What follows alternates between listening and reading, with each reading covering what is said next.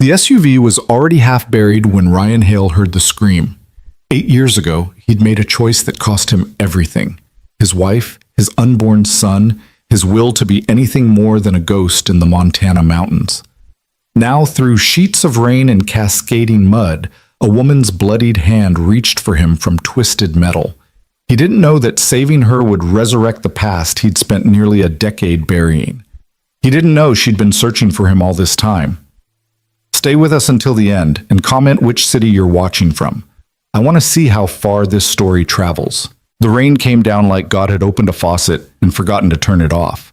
Ryan Hale's pickup truck crawled along Highway 93, windshield wipers beating a futile rhythm against the deluge. The radio had been crackling warnings about mudslides for the past hour, but Ryan had ignored them. He'd driven this mountain road 1,000 times, in every kind of weather Montana could throw at him. Besides, Ella was waiting at home with a fever, and the pharmacy in Kalispell was the only one open late enough to fill her prescription. The digital clock on the dash read 9:47 p.m. He'd been gone too long already. Ryan's hands tightened on the steering wheel as the truck rounded a curve. The headlights cut through the darkness, illuminating sheets of rain and not much else. The road here hugged the mountainside, with nothing but a flimsy guardrail between the asphalt and a 200-foot drop into the valley below.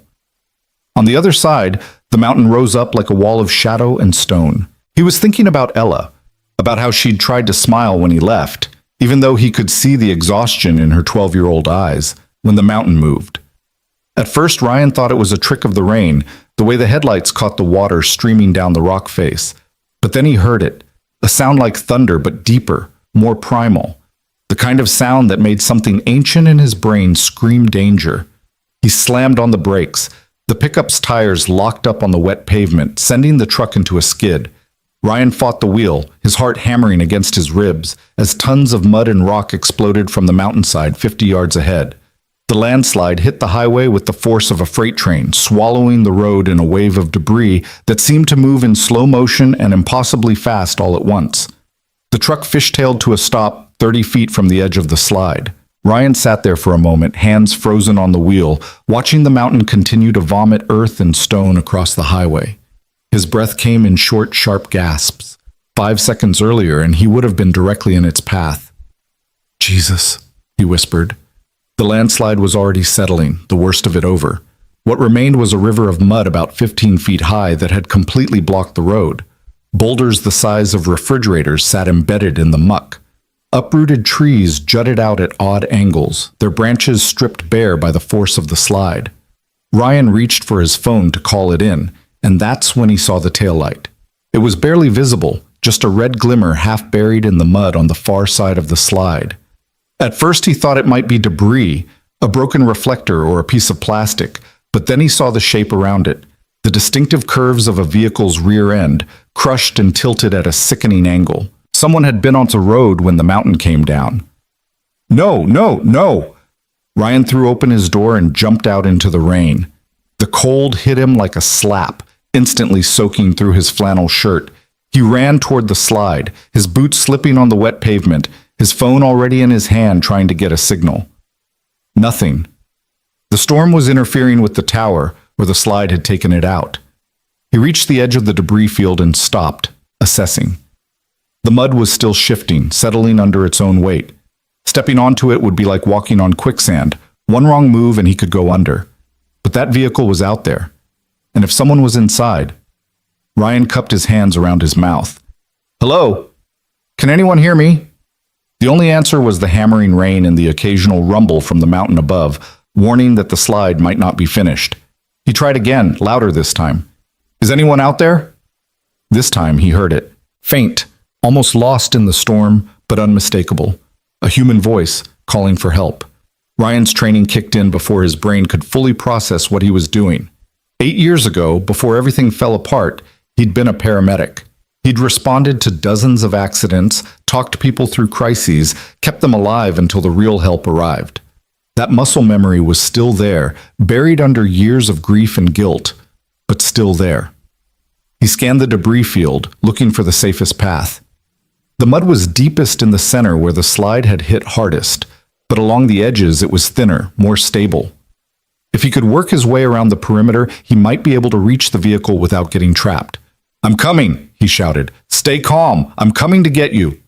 He grabbed his emergency kit from the truck, a habit he'd never broken, even after he quit the ambulance service, and started across the slide.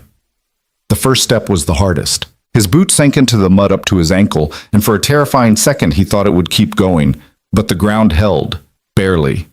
Ryan moved slowly, testing each step before committing his weight. The rain pelted his face, running into his eyes, making it nearly impossible to see. Lightning cracked across the sky, throwing everything into stark relief for a split second before plunging it back into darkness. In that brief flash, he saw the vehicle more clearly. A black SUV, expensive looking, its front end completely buried while the rear stuck up out of the mud like a ship going down. "Keep talking," he called out. "Let me know where you are." "Here!" The voice was female, strained with pain and terror. "I'm here. Please, I can't. The door won't open." "I've got you." Ryan was closer now, maybe 20 feet away. "Just stay calm. What's your name?" "Caroline?" "My name is Caroline." "Caroline, I'm Ryan. I'm going to get you out, but I need you to do exactly what I say." "Can you do that?" Yes, please hurry." The mud was getting deeper. Ryan could feel it pulling at his boots with each step, trying to drag him down. He shifted his weight, moving more laterally now, looking for firmer ground.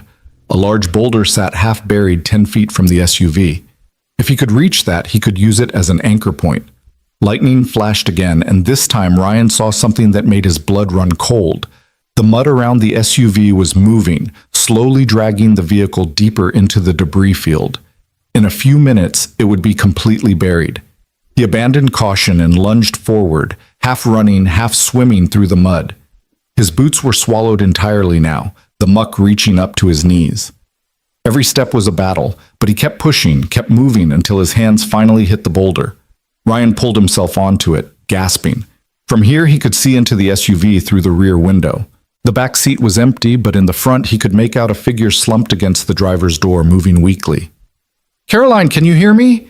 "Yes." Her voice was weaker now. I can't feel my legs." Ryan's stomach dropped. That was bad. That was very bad. He slid down the other side of the boulder and slogged through the final stretch of mud to the SUV. The driver's side door was completely buried, but the passenger side was partially clear. He grabbed the handle and pulled, locked. "Caroline, I need you to unlock the doors." "I can't reach." "The controls are on the driver's side." Ryan looked around frantically. The mud was still rising, already lapping at the door handles. In another 5 minutes, the entire vehicle would be submerged. He pulled a small pry bar from his emergency kit and wedged it into the door frame. "Cover your face," he shouted. He threw his weight against the bar. The door frame groaned but held. He tried again, harder this time, feeling something in his shoulder pop with the effort. The frame started to give way. One more time. Ryan gritted his teeth and pulled with everything he had. The metal screamed, and suddenly the door was open, mud pouring into the vehicle's interior like a wave. Ryan grabbed the woman, Caroline, before the mud could pull her under. His hands found fabric, then skin, then the awful realization that her left leg was pinned under the dashboard, bent at an angle that made his stomach turn. "Hold on to me," he told her. "Not the car. Hold on to me." Her fingers dug into his shirt with desperate strength. Up close, even in the darkness and rain, Ryan could see she was probably in her late 30s, with dark hair plastered to her face and blood running from a gash on her forehead. Her eyes were wide with terror, but there was something else there too, a fierce determination to survive. "My leg," she gasped. "I can't." "I know. We're going to get you out." Ryan assessed the situation quickly. The dashboard had collapsed onto her leg, trapping it. He would need to lift it somehow, just enough to pull her free. But the mud was still rising, and the SUV was sinking faster now. He braced his feet against the doorframe and got his hands under the dashboard. "When I lift, you pull yourself out. Use your arms, use anything, but get yourself free. Understand?" Caroline nodded, tears mixing with the rain on her face. "On 3. 1, 2, 3. Ryan lifted. Pain exploded through his back and shoulders as he fought against the weight of the collapsed dashboard. Caroline screamed, a sound of pure agony, but she was moving, pulling herself backward with her arms. "That's it," Ryan grunted through clenched teeth. "Keep going!" The dashboard shifted, settling deeper, and Ryan knew he had seconds before it became impossible. He adjusted his grip, ignored the tearing sensation in his muscles, and lifted harder. Caroline came free with a sickening sound of tearing fabric and flesh. She fell backward out of the SUV, landing in the mud, and Ryan dropped the dashboard and grabbed her before she could slide away. "I've got you!" He pulled her against his chest, wrapping one arm around her waist. "Hold on to me! Not the car! Hold on to me!" The SUV groaned and settled another foot deeper into the mud. Ryan turned and started back toward the boulder, half carrying, half dragging Caroline. She was lighter than he expected, but the mud fought every step, trying to claim them both. "I can't," Caroline sobbed against his shoulder. "I can't do this." "Yes, you can." Ryan's voice was firm, the same tone he'd used dozens of times before, talking victims through their worst moments. "You're doing great. Just hold on." They reached the boulder. Ryan pushed Caroline up onto it, then hauled himself up after her. From here, the path back to solid ground looked impossibly far. The mud field stretched out before them like an ocean, and Ryan's arms were already shaking from the effort of carrying Caroline this far. But they'd made it this far. They would make it the rest of the way. "Can you put your arms around my neck?" he asked Caroline. She nodded weakly and complied. Ryan shifted her weight onto his back, piggyback style, and started the long journey back across the debris field. Each step was agony. The mud pulled at his legs and Caroline's weight pressed down on his shoulders and back. The rain continued to pour, and somewhere above them, the mountain rumbled with the promise of more slides to come. But Ryan kept moving, one step at a time, focusing on nothing but the next footfall, the next yard of progress. He was halfway across when his right leg went completely into the mud, sinking up to his hip. For a terrifying moment, he thought he was going under, that they both were. But his left foot found something solid, a buried log maybe, or a rock, and he used it to leverage himself up and out. "Almost there," he gasped, more to himself than to Caroline. "Almost there." His truck's headlights were beacons in the darkness. 20 feet, 15, 10. And then they were across. Ryan's boots hit solid pavement, and he nearly collapsed with relief. He staggered to the truck and gently lowered Caroline to the ground, leaning her against the side of the vehicle. "We made it," he said, breathing hard. "We're safe." Caroline looked up at him, and in the glow of the truck's headlights, Ryan saw her clearly for the first time. Despite the blood and mud, despite the pain etched into her features, there was something striking about her face. Strong cheekbones, intelligent eyes, and an expression that seemed to be studying him with an intensity that felt out of place given what they'd just been through. "Your arm," she whispered. Ryan glanced down. His left sleeve had been torn away during the rescue, revealing the long, jagged scar that ran from his elbow to his wrist. It was an old injury, 8 years healed, but still visible. Still a reminder. "It's nothing," he said quickly, pulling away. "Old injury. Let me look at your leg." But Caroline's hand shot out and grabbed his wrist with surprising strength. Her eyes locked onto the scar, then up to his face, and something changed in her expression. Recognition? Wonder? Ryan couldn't tell. "You," she breathed. "It's you. I've been searching for you for 8 years." Ryan froze. The rain hammered down around them, but suddenly all he could hear was his own heartbeat thundering in his ears. "What are you talking about?" "The scar." Caroline's fingers traced the air above his arm, not quite touching, but following the line of the old wound. "The bus accident. The little girl. You pulled her out of the water." The world tilted. Ryan stumbled back, nearly falling, his mind reeling. The bus accident. The sinking bus. The little girl named Sophia. The day Maya died. "You saved my daughter," Caroline said, tears streaming down her face now. 8 years ago. You pulled her from that bus while it was sinking into the river. You got her out, got her to shore, and then you disappeared. I've been looking for you ever since." Ryan couldn't speak. His throat had closed up, and all he could see was that day playing out in his mind like a film reel. The school bus careening off the bridge, hitting the water, the screams of children, the desperate scramble to get them out. He'd pulled out 5 kids before the bus went under. 5 kids, including a little girl who'd grabbed his arm so hard her fingernails had torn through his skin, leaving the scar that Caroline was staring at now. He'd saved 5 kids. And while he was doing it, his pregnant wife had been in their car on the other side of the bridge, hit by the same truck that had pushed the bus into the water. By the time Ryan made it back to shore, by the time he found out what had happened, Maya was already gone. Maya and their unborn son. Gone. Because he'd stopped to help, because he'd made a choice. "No," Ryan managed to say, his voice barely a whisper. "You're wrong. That wasn't... I'm not... It was you." Caroline's voice was certain, even through her pain. "I never forgot your face.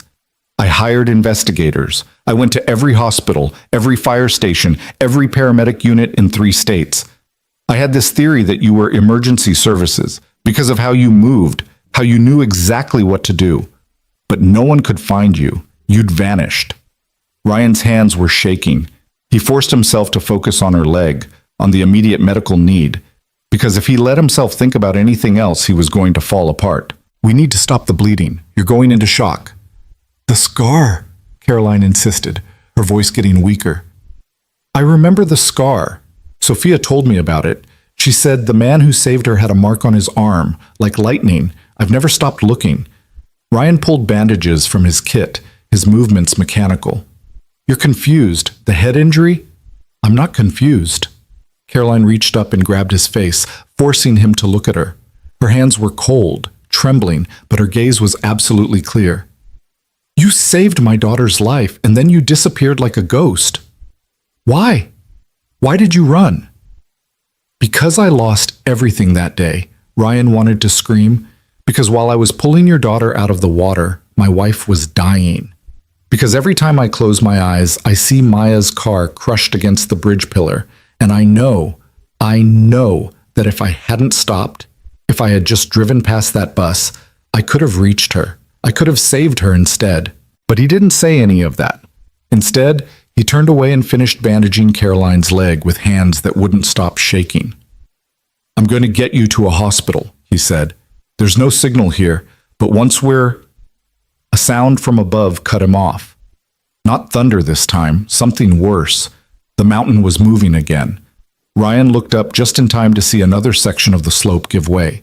It was smaller than the first slide, but it was coming right for them. "Get in the truck," he shouted. He grabbed Caroline and practically threw her into the passenger seat, slamming the door behind her. The rumble was getting louder, closer. Ryan sprinted around to the driver's side, jumped in, threw the truck into reverse and floored it. The pickup shot backward just as the second wave of mud and rock hit the spot where they'd been standing. Debris pelted the windshield. A stone the size of a basketball bounced off the hood, leaving a crater in the metal. Ryan kept the truck in reverse, not daring to take his eyes off the road behind him until they'd put 100 yards between them and the slide. Only then did he stop, his chest heaving, his entire body trembling with adrenaline. Next to him, Caroline had slumped against the door, her eyes half closed. Her skin was pale, too pale, and her breathing was shallow. "Caroline," Ryan reached over and gently shook her shoulder. "Caroline, stay with me." Her eyes fluttered open.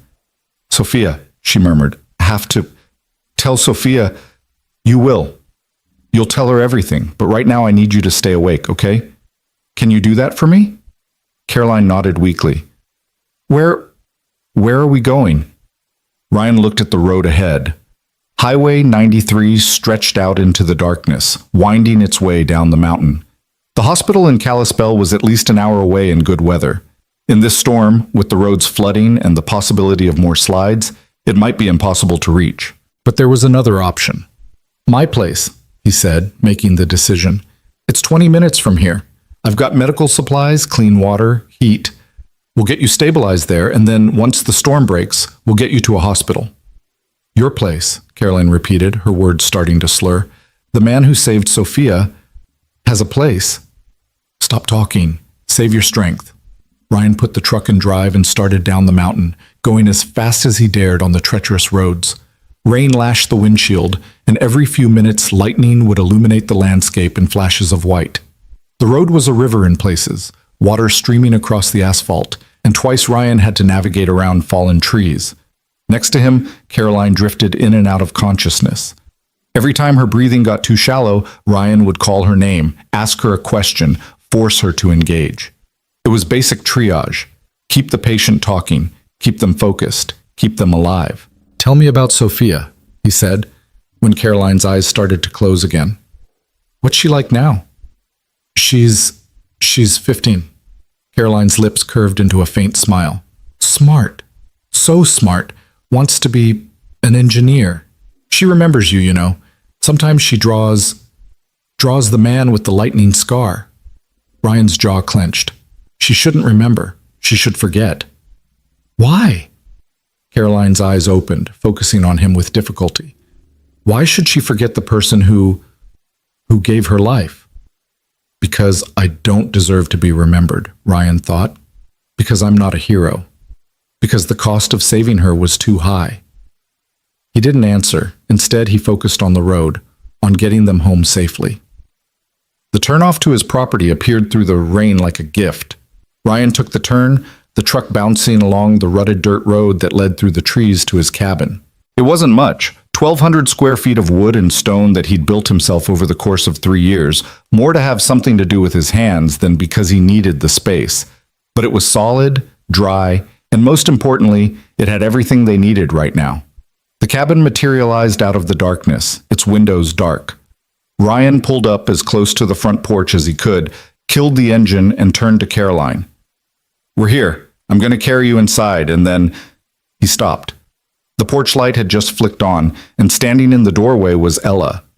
His daughter looked small in her oversized pajamas, her blonde hair tangled from sleep, her face flushed with fever. She'd obviously heard the truck and come to investigate, even though he'd told her to stay in bed. "Ella, get back inside," Ryan called through the closed window. But Ella didn't move. She stood there in the doorway, staring at the truck, at the mud-covered vehicle, and the man and woman inside, and something in her expression made Ryan's heart clench. She knew. Somehow, she already knew that everything was about to change. Ryan grabbed his coat from behind the seat and threw open his door. "Ella, I need towels and the medical kit from the bathroom. Now!" That broke the spell. Ella nodded and disappeared into the cabin. Ryan turned back to Caroline, who was watching him with a strange expression. "You have a daughter," she whispered. "Yes." Ryan scooped her up as gently as he could. "Her name is Ella. She's 12. She looks like you. She looks like her mother." Ryan kicked the truck door closed and carried Caroline toward the cabin. The rain was starting to ease up, transitioning from a deluge to a steady downpour. Her mother was... Maya died 8 years ago. He felt Caroline stiffen in his arms. "The bus accident," she breathed. "Oh, God. You lost someone that day, too." Ryan didn't answer. He couldn't. If he started talking about Maya now, he would break, and he needed to hold it together for both Caroline and Ella. He carried her inside and laid her on the couch in the main room. The cabin was warm. Ella had kept the fire going, and blessedly dry. Ryan grabbed blankets from the closet and tucked them around Caroline, while Ella appeared with an armful of towels and the medical kit. "Is she going to be okay?" Ella asked quietly. "Yes." Ryan hoped it was true. "But I need you to help me. Can you do that?" Ella nodded, her face serious. She'd always been mature for her age, forced to grow up too fast after Maya died. At 12, she could cook basic meals, manage the household accounts, and apparently keep her cool in a medical emergency. Ryan worked quickly, cleaning Caroline's wounds and checking for signs of internal bleeding. Her leg was badly bruised and lacerated, but miraculously, it didn't appear to be broken. The gash on her head looked worse than it was. Head wounds always bled more than they should, and her other injuries were relatively minor. She was lucky. Incredibly, impossibly lucky. "Ella, can you get her some water?" Ryan asked as he finished bandaging the leg wound. Ella nodded and hurried to the kitchen. Caroline's eyes followed her, then came back to Ryan. "She's beautiful," Caroline whispered. "And she has your eyes." "She has Maya's eyes," Ryan corrected gently. "She has your kindness." Caroline winced as Ryan checked her ribs. "You raised her alone?" For 8 years. That's not easy. Nothing worth doing is easy. Ryan pulled the blankets back over her. You need to rest. We'll talk more in the morning. But Caroline's hand shot out and grabbed his wrist, pulling him close. Don't, she said urgently. Don't disappear again, please. Sophia, she needs to know. She needs to meet you. I'm not the person you think I am, Ryan said quietly. Yes, you are. Caroline's grip tightened. You saved my daughter 8 years ago, and you saved me tonight. That makes you exactly who I think you are. Ella returned with the water, and Ryan gently extracted himself from Caroline's grip. He helped her drink, then checked her vitals one more time. Her pulse was steadier, her breathing more regular. She was going to make it through the night. Ella, show our guest where the bathroom is and get her some clean clothes, Ryan said. I'll be right back. He stepped out onto the porch and stood in the rain, letting it wash away the mud and blood and fear. His entire body ached, and his hand still trembled with aftershock adrenaline. But that wasn't what made him lean against the porch railing and close his eyes. It was the scar on his arm. The ghost of Sophia's fingernails digging into his flesh as he pulled her from the water. The memory of Maya's car, crushed and smoking on the bridge. For 8 years, he'd run from that day. He'd moved to Montana, changed his name legally from Ryan Garrett to Ryan Hale, left the paramedic service, and built a life that was deliberately small, deliberately quiet, deliberately alone except for Ella. And now the past had literally crashed back into his life in the form of a woman named Caroline Pierce, who'd spent 8 years searching for the man who saved her daughter, the man who'd let his wife die. Ryan took a deep breath and opened his eyes. Through the window, he could see Ella helping Caroline toward the bathroom, the two of them moving slowly, carefully. His daughter was talking, probably explaining where things were, being her usual helpful self. He should go back inside. Caroline needed monitoring through the night in case her condition worsened. And Ella needed him too. She was sick, and he'd abandoned her to get medicine that was now probably somewhere at the bottom of the landslide. But for just another moment, Ryan stood in the rain and let himself remember Maya, her laugh, her smile, the way she used to rest her hand on her pregnant belly and talk to their unborn son. I'm sorry, he whispered to the storm. I'm so sorry. The rain didn't answer. It never did. Finally, Ryan pushed off the railing and went back inside. There was work to do, a patient to monitor, a daughter to care for. The past would have to wait. But as he closed the door behind him, he couldn't shake the feeling that waiting time was over. Ready or not, the past had found him. And this time, it wasn't letting go. Inside, Ella had gotten Caroline settled in the guest room, a small space that Ryan had built but never really used. Caroline was lying on the bed, wearing one of Ryan's old sweaters and a pair of Ella's sweatpants that were comically too short. Her leg was elevated on pillows, and Ella had placed a glass of water on the nightstand.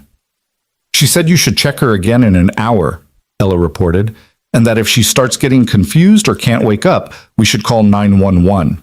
That's right. Ryan ruffled his daughter's hair. You did good, kiddo. Now get back to bed. You're still running a fever. I'm okay. Ella looked at Caroline, then back at her father. Dad? Who is she really? Ryan hesitated. Just someone who needed help. She knows you from before. Ella's voice was soft, careful. I heard her talking about a scar, about someone you saved. Ryan's jaw tightened. Ella was too perceptive, had always been too perceptive. She got that from Maya. It's complicated, Elle.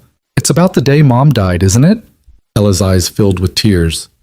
The day you won't talk about. Ryan's heart broke. He knelt down so he was level with his daughter. Ella, I found the articles, Dad, years ago. I know you saved kids from a bus accident. I know Mom died that same day. A tear spilled down her cheek. I know you think it's your fault.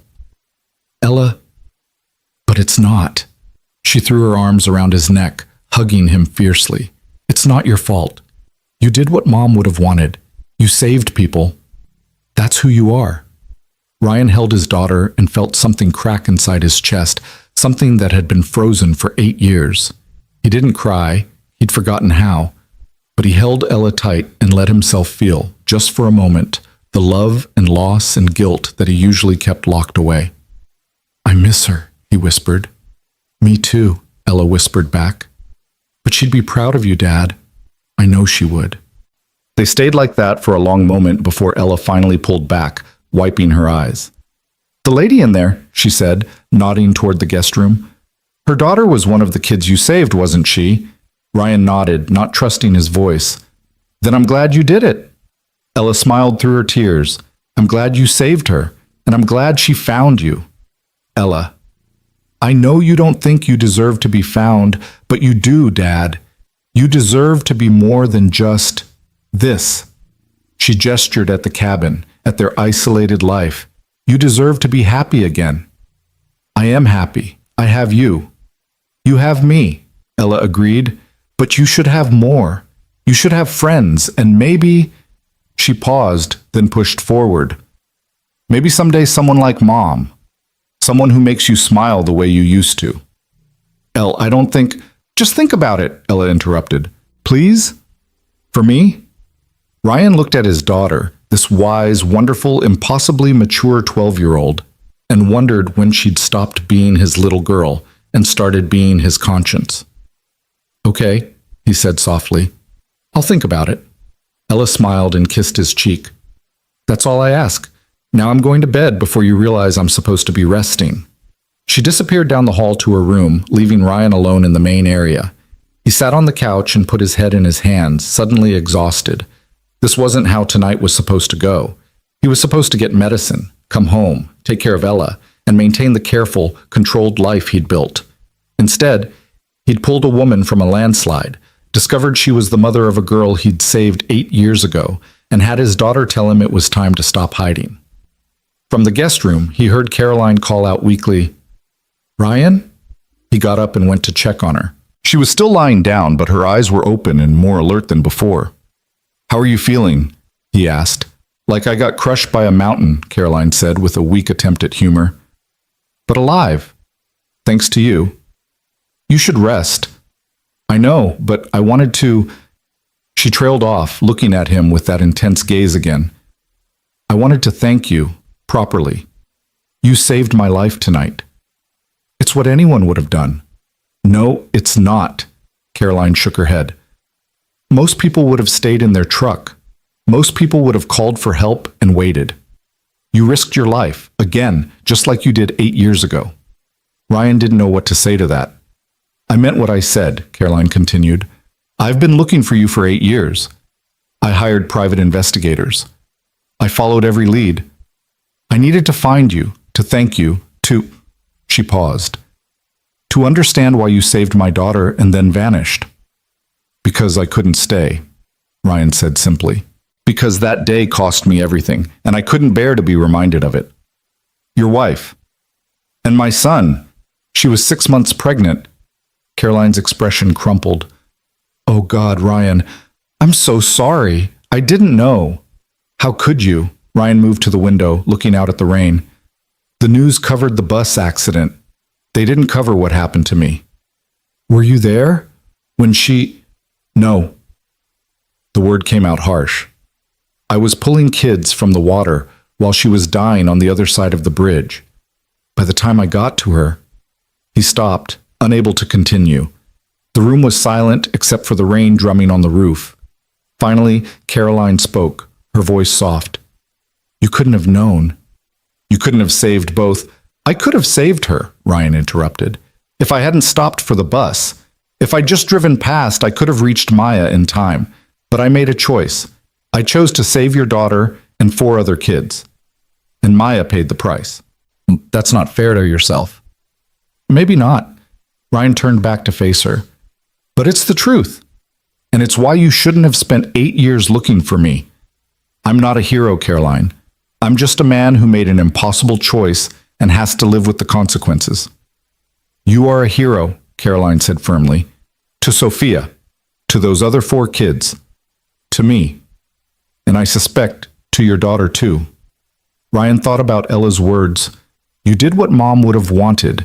You saved people. That's who you are." "I need to check your vitals," he said, changing the subject. "And then you need to sleep." We'll talk more in the morning. Caroline let him change the subject, probably because she was too tired to push further. Ryan checked her pulse, her temperature, her pupil response. Everything looked stable. The danger had passed.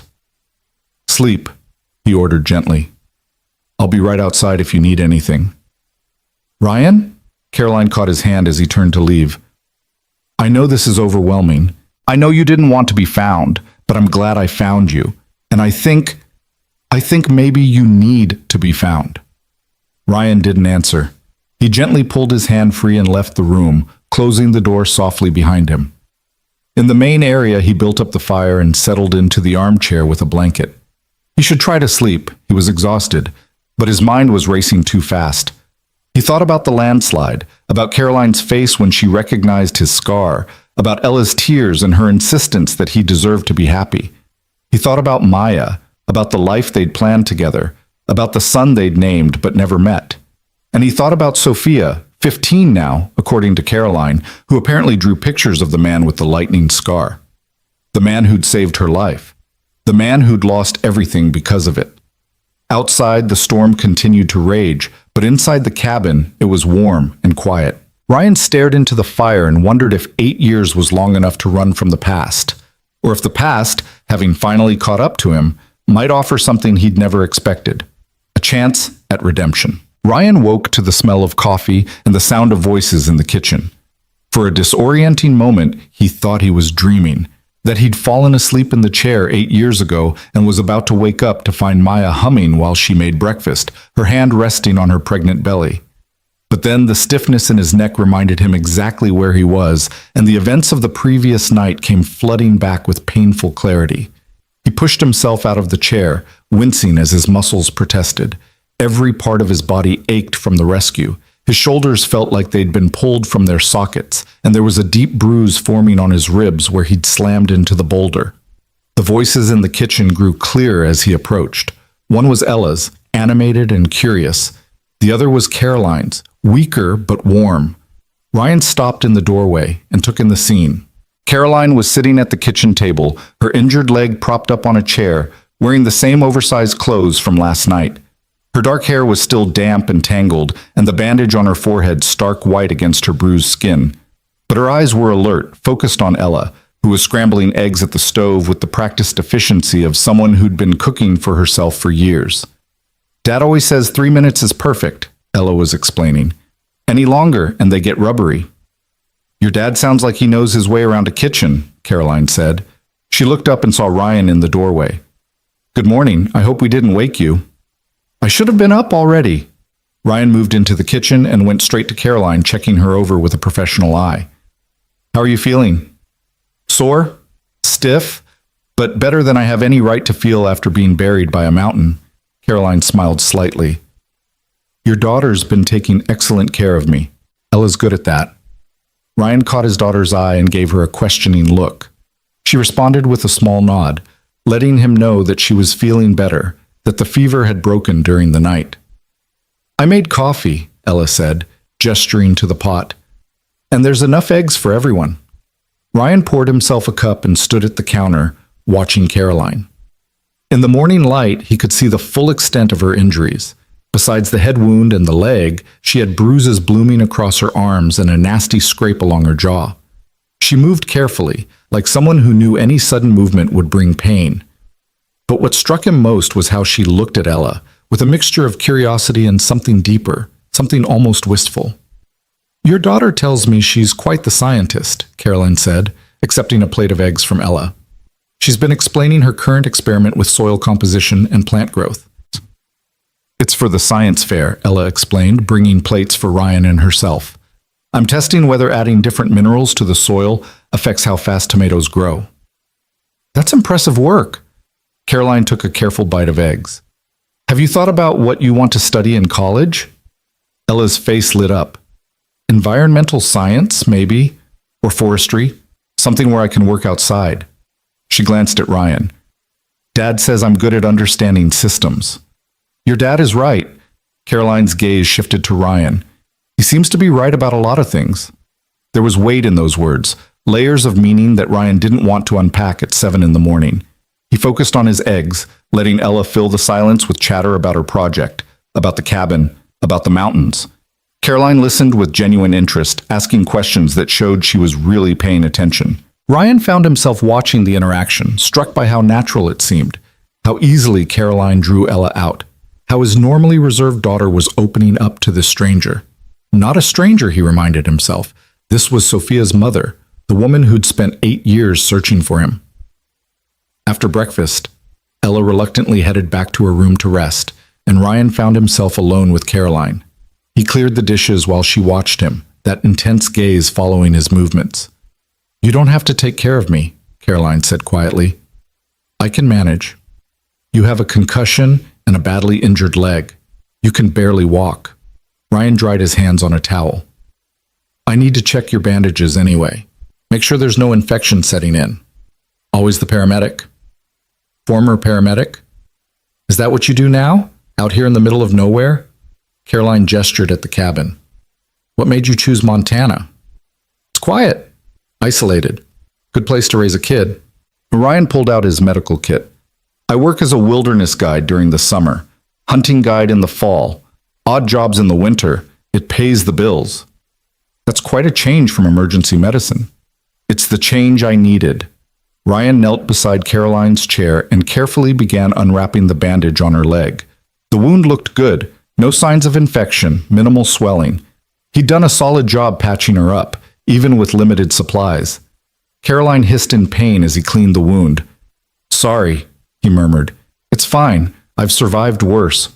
She paused. "Actually, that's a lie. I've never survived worse. Last night was the closest I've ever come to dying." "You weren't going to die. I wouldn't have let that happen." "Why?" Caroline's question was soft but direct. "You didn't know me. You didn't owe me anything. Why did you risk your life?" Ryan's hand stilled on the bandage. "Because it was the right thing to do." "Is that the only reason?" "What other reason would there be?" Caroline was quiet for a moment, watching him work. 8 years ago, you risked your life to save 5 children you didn't know. Last night, you did it again for me. That's not normal, Ryan. Most people don't have that instinct." "Most people do," Ryan disagreed. "They just don't always get the chance to prove it." "I don't think that's true. I think you're someone who runs toward danger instead of away from it, even when it costs you everything." Ryan finished wrapping the fresh bandage and stood up, putting distance between them.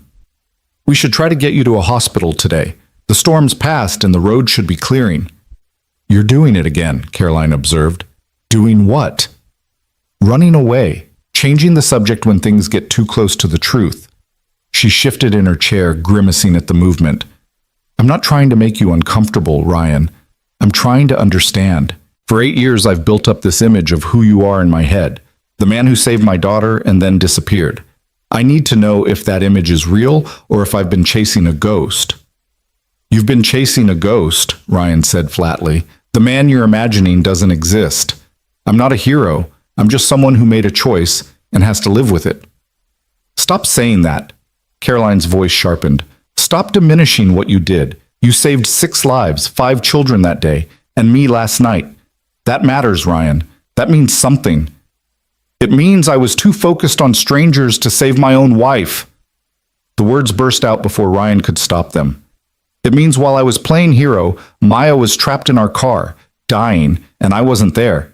It means my son never got to take a breath because I chose to save other people's children instead of rushing to save my own family." The silence that followed was deafening. Ryan turned away, his hands clenched into fists, his breathing ragged. He hadn't meant to say that. He never talked about it, never let the words out. But Caroline's persistent questions had torn open wounds that had never properly healed. "I'm sorry," Caroline said softly. "Ryan, I'm so sorry." "Don't." He kept his back to her. "Don't apologize for something that isn't your fault." "It's not your fault either." "You don't know that." "Yes, I do." Caroline's voice was firm. "Because I read the accident reports, all of them. When I was trying to find you, I read every document related to that day. The truck driver who caused the accident was drunk, Ryan. He crossed the median, hit the bus, sent it into the river, and then slammed into 3 other vehicles, including your wife's car. None of that was your fault. Ryan's shoulders tensed. If I had been there, you would have been hit too. Or you would have been killed trying to help Maya. Or you would have pulled her out but lost more children from the bus. Caroline's voice cracked. You made an impossible choice in an impossible situation, and you saved as many people as you could, including my daughter. At the cost of my wife and son. At no cost. The drunk driver cost you your family, not you, not your choice to help. Caroline struggled to stand, using the table for support. Ryan, look at me. He didn't turn around. Please. Finally, reluctantly, Ryan turned to face her. Caroline had pulled herself upright, balancing on her good leg, her face pale with pain and determination. If Maya was anything like your daughter, Caroline said, she would have wanted you to help those children. She would have been proud of you, and she would be heartbroken to know that you've spent 8 years punishing yourself for being exactly who she fell in love with. Ryan felt something crack in his chest. You don't know what Maya would have wanted. You're right. I didn't know her. Caroline took a painful step toward him. But I know my daughter. And I know that every year on the anniversary of that accident, Sophia lights a candle and says a prayer for the man with the scar and his family. Because I told her that heroes often pay a price for their heroism, and we should honor that sacrifice. I'm not a hero, Ryan said, but his voice had lost its conviction. You are to Sophia. You are to those other 4 children who are alive because of you. You are to me.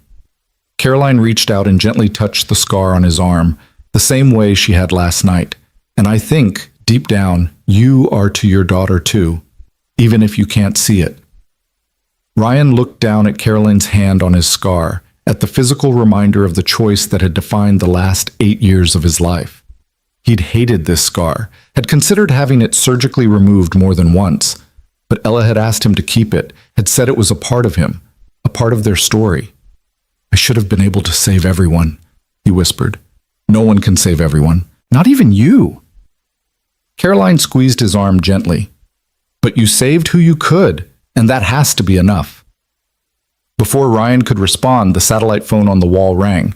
He'd almost forgotten it existed. He rarely got calls on it, used it mainly for emergency contact with his guiding clients. He pulled away from Caroline and answered. Hello? Mr. Hale? The voice was official, clipped. This is Sergeant Morrison with Montana Highway Patrol. We're calling about the landslide on Highway 93 last night. A vehicle registered to a Caroline Pierce was found at the scene. We're trying to locate the driver. Ryan glanced at Caroline. She's here. She's safe. Thank God. The relief in Morrison's voice was palpable. We've been searching since first light. Can you tell me her condition? Concussed, lacerations, possible soft tissue damage to her left leg. She needs to be transported to a hospital, but she's stable. Ryan rattled off the medical information automatically, falling back into the professional distance of his old job. We can have a helicopter there in 30 minutes. What's your location? Ryan gave the coordinates, then hung up and turned to Caroline. They're sending a helicopter. You'll be in Kalispell General within the hour. That fast? Caroline looked almost disappointed. I suppose I should call my office, let them know I'm alive. Your phone probably didn't survive the crash, and no, but you have a landline, may I? Ryan gestured to the phone. While Caroline called her office, apparently she was the CEO of a tech company in San Francisco, though Ryan only caught fragments of the conversation. He went to check on Ella. His daughter was lying in bed reading a book, but she looked up when he entered. They're sending a helicopter for Caroline, Ryan told her. Already? Ella set down her book. But she just got here. She needs proper medical care. X-rays, CT scans, things I can't provide. I know. Ella was quiet for a moment. Dad, are you okay? I'm fine. You're lying. Ella sat up, studying him with those too wise eyes. I heard you talking to her. Well, some of it. The walls are thin. Ryan sat on the edge of her bed. I'm sorry you had to hear that. Don't be. I'm glad. Ella reached out and took his hand. I'm glad you finally talked about it. About Mom. About that day. Ella, I know it's hard for you. I know you think talking about it makes it worse. But Dad, keeping it all locked up inside isn't helping anyone. Not you, not me. She squeezed his hand. I want to know about Mom. I want to hear stories about her, about who she was, about what she loved. And I want to know about that day too, about the choice you made, because it's part of our story. Ryan looked at his daughter and saw Maya in every line of her face, the determined set of her jaw, the compassion in her eyes, the strength that belied her 12 years. Your mom loved thunderstorms, he found himself saying. She'd open all the windows and sit on the porch watching the lightning. She said it made her feel small in a good way, reminded her that the universe was bigger than any problem she was facing. Ella smiled. Tell me more. So Ryan did. For the first time in 8 years, he talked about Maya, not just the day she died, but the life she lived. He told Ella about their first date, a hiking trip that turned into a comedy of errors when they got lost and had to be rescued by a park ranger. He told her about Maya's terrible singing voice and how she'd belt out songs in the car anyway, laughing when Ryan covered his ears. He told her about the day they found out about the pregnancy, about how Maya had cried and laughed and said she couldn't wait to meet their son. We were going to name him James, Ryan said quietly, after your grandfather. James Hale, Ella whispered. I like that.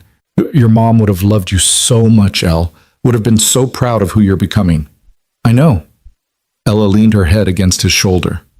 Because I have you. And you love me enough for both of you. They sat like that until they heard the distant thrum of helicopter blades. Ryan stood and helped Ella to her feet. Come on, let's say goodbye to our guest.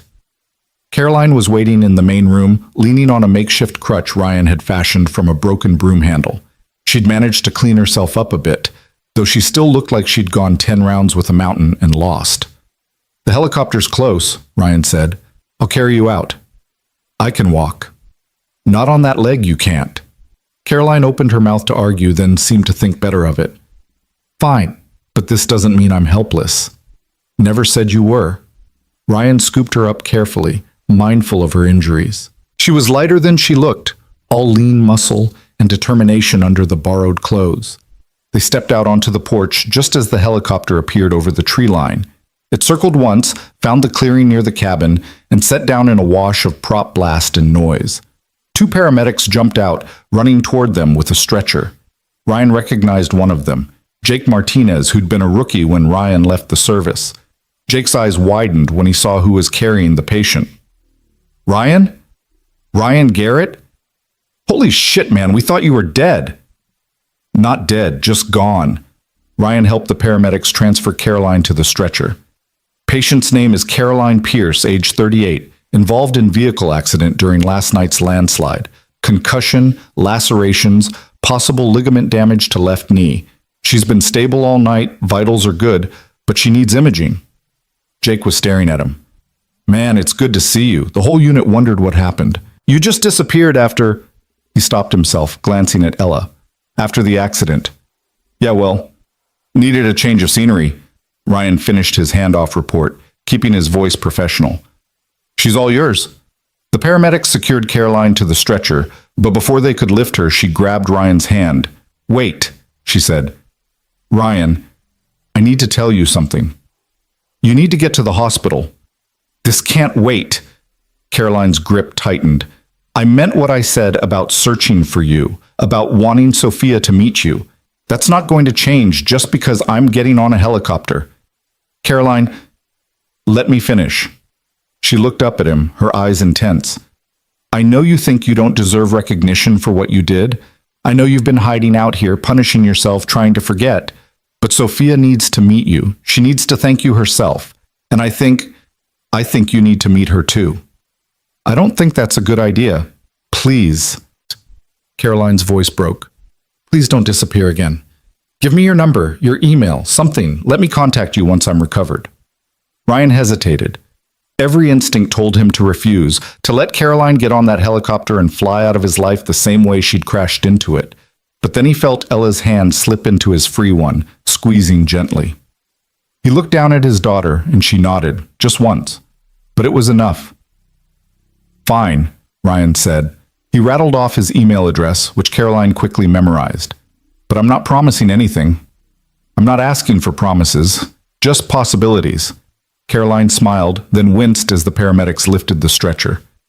Thank you, Ryan, for everything. Just get better. They loaded Caroline into the helicopter. Jake gave Ryan a long look before climbing in. You should come by the station sometime, Jake called over the noise. A lot of people would like to see you again. Ryan didn't answer.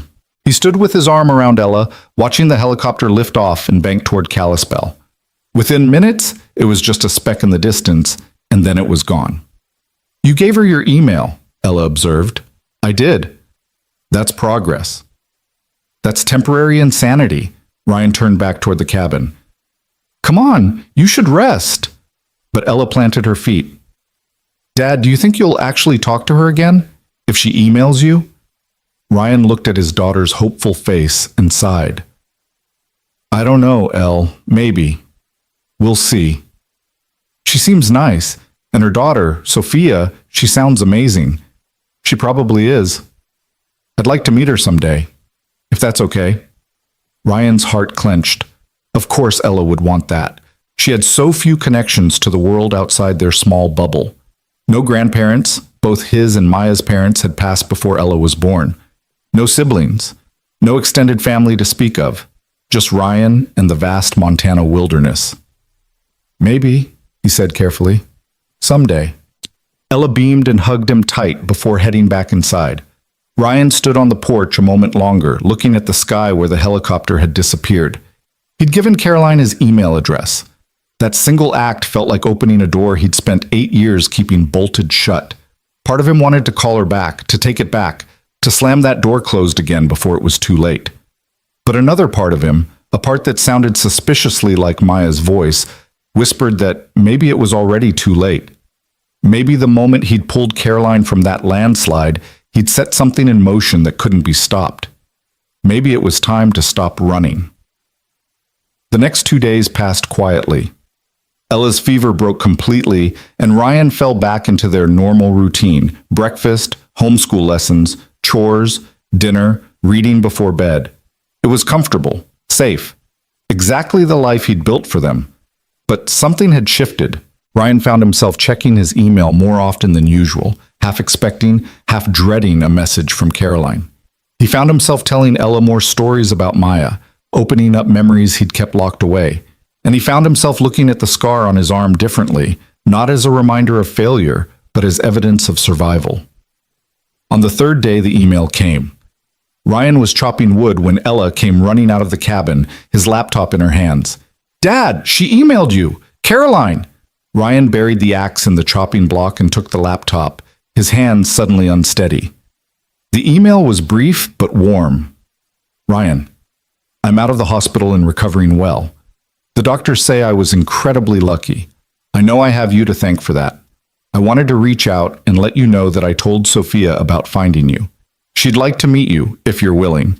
No pressure, no expectations. Just a conversation between two people whose lives crossed on the worst and best day of their respective histories. Please think about it. You have my number now. Caroline. Below the message was a phone number with a San Francisco area code. Ryan stared at the screen, his mind racing. Meeting Sophia meant confronting that day head on. It meant looking into the eyes of someone he'd saved and accepting that his choice had value, had meaning, had been worth something. It meant forgiving himself. What are you going to do? Ella asked quietly. Ryan looked at his daughter, then back at the email.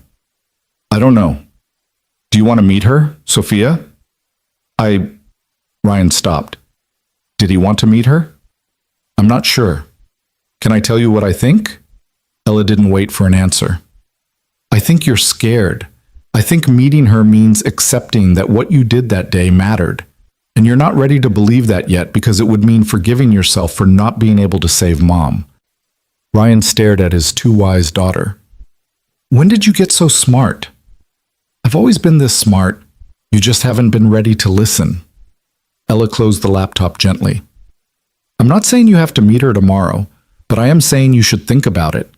Really think about it. Not just the scared part of you that wants to hide, but the part that pulled 5 kids from a river and a woman from a landslide. What does that part of you want? That part of him wanted to say yes. That part of him wanted to know if Sophia was okay, if she was happy, if saving her life had led to something good. That part of him wanted to believe that Maya's death hadn't been meaningless, that some cosmic balance existed where loss could be weighed against salvation. But that part was buried deep, and Ryan wasn't sure he could reach it. "I'll think about it," he promised Ella. She nodded, satisfied for now, and headed back inside. Ryan stayed outside, staring at the mountains that rose up around his cabin like walls. He'd chosen this place specifically for its isolation, for the way it kept the world at arm's length. But the world had found him anyway, in the form of a landslide and a woman who refused to stop searching. That evening, after Ella went to bed, Ryan did something he hadn't done in years. He pulled out the box he kept in the back of his closet, the one filled with memories of Maya. There were photos. Maya laughing at their wedding, Maya hiking through Glacier National Park, Maya with her hand on her belly, glowing with pregnancy. There were letters she'd written him during their long-distance phase, before they'd moved in together. There was the ultrasound picture of James, grainy and unclear, but precious beyond measure. Ryan spread the photos out on the kitchen table and let himself remember. Not just the tragedy, but the joy, the love, the life they'd built together before it was taken away. And for the first time in 8 years, he didn't feel only grief. He felt gratitude too. Gratitude for the time they'd had, for the daughter they'd created, for the memories that no amount of pain could erase. He picked up the photo of Maya at their wedding, her smile bright enough to light the world. "What should I do?" he whispered to her image. "Tell me what to do." The photo didn't answer, of course, but in his mind, he heard Maya's voice as clearly as if she were standing next to him. "Live, Ryan. Stop surviving and start living." He sat there for a long time, surrounded by memories and ghosts, until finally he opened his laptop and typed out a response to Caroline's email. His fingers hovered over the keys for several minutes before he found the right words. "Caroline, I'm glad you're recovering. About meeting Sophia, I need time to think. It's not an easy thing for me, but I'm not saying no. Give me a few weeks. I'll be in touch. Ryan." He hit send before he could second-guess himself, then closed the laptop with shaking hands. It wasn't a yes, but it wasn't a no either. It was, Ryan realized, the first step forward he'd taken in 8 years. That night, he dreamed of Maya. Not the nightmare he usually had, the one where he arrived too late, where he saw her car crushed and smoking and heard her calling his name. This dream was different. They were in their old apartment in Denver, before Ella, before the accident, before everything fell apart. Maya was making breakfast, singing off-key, and Ryan was laughing at her terrible voice. "You're going to be okay," Maya said, turning to look at him. "You're going to figure this out." "I miss you," Ryan said. "I know. I miss you too. But you have to keep living, Ryan. You have to let yourself be happy again, for me, for Ella, for you." "I don't know how." "Yes, you do." Maya smiled, that brilliant smile he'd fallen in love with. "You've always known how. You just forgot for a while." Ryan woke with tears on his face and the sun streaming through his window. For the first time in years, the grief didn't feel crushing. It felt bearable, almost gentle. He got up, made coffee, and was starting breakfast when Ella emerged from her room. "You look different," she observed. "Different how?" "Lighter, like something shifted." Ella came over and hugged him. "You emailed her back, didn't you?" "How do you know?" "Because I know you." Ella pulled back and grinned. "What did you say?" "That I need time, but that I'm thinking about it." "That's good, Dad. That's really good." Ella grabbed plates from the cabinet. "Mom would be proud of you." "Yeah," Ryan said softly.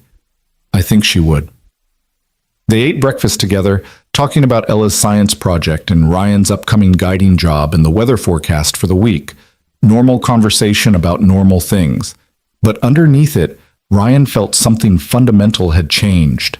The door he'd spent 8 years keeping locked was finally starting to open. And while that terrified him, it also filled him with something he hadn't felt in a very long time. Hope. Later that morning, after the breakfast dishes were done and Ella was settled with her schoolwork, Ryan found himself standing on the porch, phone in hand, staring at Caroline's number. He told her he needed time, and he did. But there were questions burning in his mind, questions that had been there for 8 years, but that he'd never let himself ask. Before he could talk himself out of it, he dialed the number. Caroline answered on the second ring. Hello? It's Ryan. There was a pause, then an intake of breath. Ryan, I didn't expect to hear from you so soon. I shouldn't be calling. I told you I needed time. You can have all the time you need, but I'm glad you called. Ryan gripped the phone tighter. I have questions. About Sophia. About that day. Ask me anything. Is she okay? Really okay? Not just physically, but... He trailed off, not sure how to articulate what he meant. But Caroline understood. She's more than okay, Ryan. She's thriving. She's a sophomore in high school, straight-A student, captain of her robotics team. She wants to be an engineer like her father was. Was? My husband, Sophia's father, he died 5 years ago. Cancer. Caroline's voice softened. So I understand something about loss, about trying to move forward when part of you is stuck in the past. I'm sorry. Thank you. But Ryan, you should know Sophia remembers you. Not clearly, she was only 7, but she remembers the man with the lightning scar who told her to hold on, to keep breathing, to stay strong. She drew pictures of you for years afterward. Her therapist said it was her way of processing the trauma, of turning you into a kind of guardian angel in her mind. Ryan's throat tightened. I'm not anyone's guardian angel. You are to her. And meeting you, actually meeting you as a real person, I think it would help her. Help both of you, maybe. How? Because right now you're both stuck in that day. You're both defined by it. Meeting face to face might help you both move past it. See each other as people, not just as symbols of the worst day of your lives. Ryan was quiet, processing that. He'd never thought about how that day might have affected Sophia, how she might carry her own scars from it. There's something else, Caroline continued. Something I didn't mention in my email because I wanted to tell you directly. Sophia wrote a book. Well, more of a journal. She documented her life after the accident, all the things she got to experience because you saved her. First day of middle school, family vacations, getting her first A in calculus, winning the regional robotics championship. She called it Because of You. She wanted you to have it. Ryan had to sit down. His legs simply gave out, and he found himself on the porch steps, phone pressed to his ear, vision blurring with tears. Ryan, are you there? I'm here, he managed. I'm not trying to pressure you. I'm just telling you that the door is open, whenever you're ready to walk through it. Sophia and I will be here. I don't deserve this, Ryan whispered. Maybe not, but you have it anyway. Sometimes grace isn't about deserving. Caroline paused. My daughter got to live because of the choice you made that day. She got to grow up, to laugh, to dream, to become an extraordinary human being. Your wife and son didn't get that chance, and I'm sorrier than I can express. But Ryan, their loss doesn't diminish the value of what you did. It just makes it more costly. And maybe that cost is exactly why it matters so much. Ryan couldn't speak. He sat on his porch steps, listening to Caroline breathe on the other end of the line, and felt 8 years of locked-away emotion finally begin to crack open. Take your time, Caroline said gently, but know that whenever you're ready, we'll be waiting. She hung up, leaving Ryan alone with his thoughts and the Montana wilderness stretching out before him. Inside, through the window, he could see Ella bent over her homework, her blonde hair falling across her face in a way that was painfully reminiscent of Maya, his daughter. His reason for getting up every morning, for putting one foot in front of the other, for surviving when surviving felt impossible. And suddenly, sitting there on those porch steps, Ryan understood what Maya's voice in his dream had been trying to tell him. Surviving wasn't enough anymore. Not for him, and not for Ella. It was time to start living again. 2 weeks passed before Ryan made his decision, and when he did, it came not from some grand epiphany, but from a simple moment on an ordinary Tuesday afternoon. He and Ella were working in the garden behind the cabin, preparing the soil for spring planting. The March sun was warm on their backs, and the smell of thawing earth filled the air with the promise of renewal. Ella was chattering about her science project, about how the tomato plants with mineral-enriched soil had grown twice as fast as the control group when she suddenly stopped mid-sentence. "Dad, do you remember the last time we talked about Mom's garden?" Ryan looked up from the row he was tilling. "What do you mean?" "Her garden. At the old house in Denver. You told me once that she grew tomatoes every summer, that she had this whole system for getting them to ripen perfectly." Ella wiped dirt from her hands. "I realized today that my science project is basically trying to do what she did. I'm trying to understand what made her garden so special." Ryan's chest tightened. He hadn't made that connection, but of course Ella had. His daughter was always finding ways to keep Maya's memory alive, to connect herself to the mother she barely remembered. "She did have a system," Ryan said quietly. "She'd talk to the plants, said they grew better when they knew someone cared about them." "Did it work?" "Every time." Ryan smiled at the memory. "We had more tomatoes than we knew what to do with. She'd make sauce and salsa and give jars to all the neighbors." "I wish I could remember that." Ella's voice was wistful. "I have little flashes, images really, but not full memories, just impressions of warmth and her voice singing. She sang to you every night, off-key lullabies that would make dogs howl." Ella laughed. "That's where I get it from then, my terrible singing voice." They worked in comfortable silence for a while, the kind of silence that exists between people who know each other well enough that words aren't always necessary. But Ryan's mind was churning, processing something that had been building since his phone call with Caroline. Ella deserved more than impressions and secondhand stories. She deserved to know her mother, to understand the woman Maya had been. And if Ryan was honest with himself, he needed that too. He needed to remember Maya as a whole person, not just as the tragedy that defined the worst day of his life. Maybe meeting Sophia would help with that. Maybe seeing the life he'd saved, the future he'd made possible, would help him reconcile the impossible math of that day, 5 lives saved against 2 lost. Maybe it would help him believe that Maya's death hadn't been meaningless, that his choice had mattered. "Elle," Ryan said suddenly, "how do you feel about taking a trip?" Ella looked up, dirt smudged on her cheek. "What kind of trip?" "To San Francisco, to meet Caroline and Sophia." His daughter's eyes went wide. "Really? You mean it?" "I think so, if you want to." "If I want to?" Ella dropped her trowel and threw her arms around him. "Dad, yes, of course I want to." Ryan held his daughter and felt the last of his resistance crumble. This wasn't just about him anymore. It wasn't just about his guilt or his grief or his need to hide from the past. It was about Ella too, about giving her a chance to be part of something bigger than their isolated mountain existence. "I'll email Caroline tonight," he said. "See if they're free in a couple of weeks." "A couple weeks?" Ella pulled back. "Why so long?" "Because I need time to prepare. And because we need to figure out logistics, plane tickets, hotel, all of that." "We've never flown anywhere." Ella's excitement was palpable. "I've never even been on a plane." "I know, that's part of why we need time." Ryan smiled despite the anxiety churning in his gut.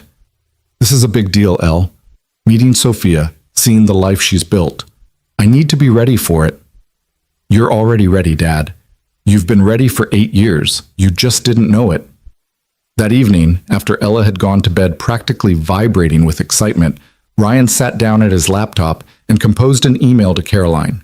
He wrote and deleted a dozen versions before settling on something simple. "Caroline, I've decided I'm ready to meet Sophia. If the offer still stands, Ella and I could come to San Francisco in 2 weeks. Let me know if that works for you. Ryan." He hit send and immediately wanted to take it back. But within 10 minutes, Caroline had responded, "Ryan, the offer absolutely still stands. 2 weeks is perfect. Sophia will be over the moon. I'll arrange everything. Hotel, transportation from the airport, whatever you need. Just send me your flight information when you have it. And Ryan, thank you. Thank you. This means more than you know." Caroline Ryan stared at the email, at those simple words that somehow carried the weight of 8 years of searching, of hoping, of waiting. He'd spent so long running from this moment, and now that it was here, he felt strangely calm. Maybe Ella was right. Maybe he had been ready all along. The next 2 weeks passed in a blur of preparation. Ryan had to arrange coverage for his upcoming guide jobs, which meant calling in favors and dealing with disappointed clients. Ella threw herself into researching San Francisco, making lists of places she wanted to visit and facts she wanted to share with Sophia. They went to Kalispell to buy new clothes. Their Montana wardrobe of flannel and fleece wasn't going to cut it in the city. And Ryan found himself standing in a department store, completely overwhelmed by the sheer number of choices. "You look terrified," the saleswoman observed kindly. She was older, grandmotherly, with laugh lines around her eyes. "I haven't bought dress clothes in 8 years," Ryan admitted. "Special occasion?" "You could say that. We're going to San Francisco to meet someone important." The woman smiled. "Well then, let's make sure you make a good impression."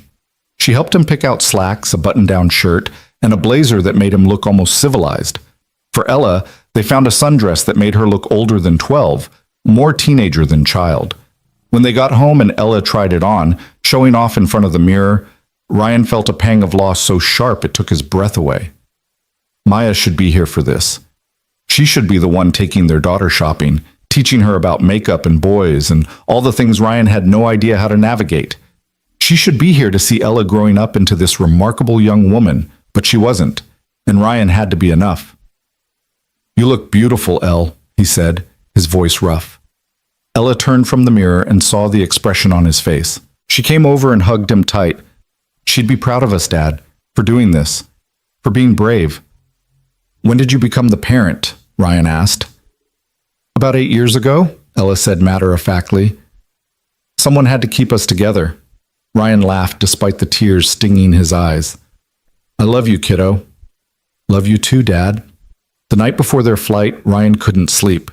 He lay in bed, staring at the ceiling, his mind racing with scenarios and possibilities. What would he say to Sophia? How did you thank someone for being alive? How did you explain that saving her life had cost him everything, but that you'd make the same choice again? Around 3 in the morning, he gave up on sleep and went to sit on the porch.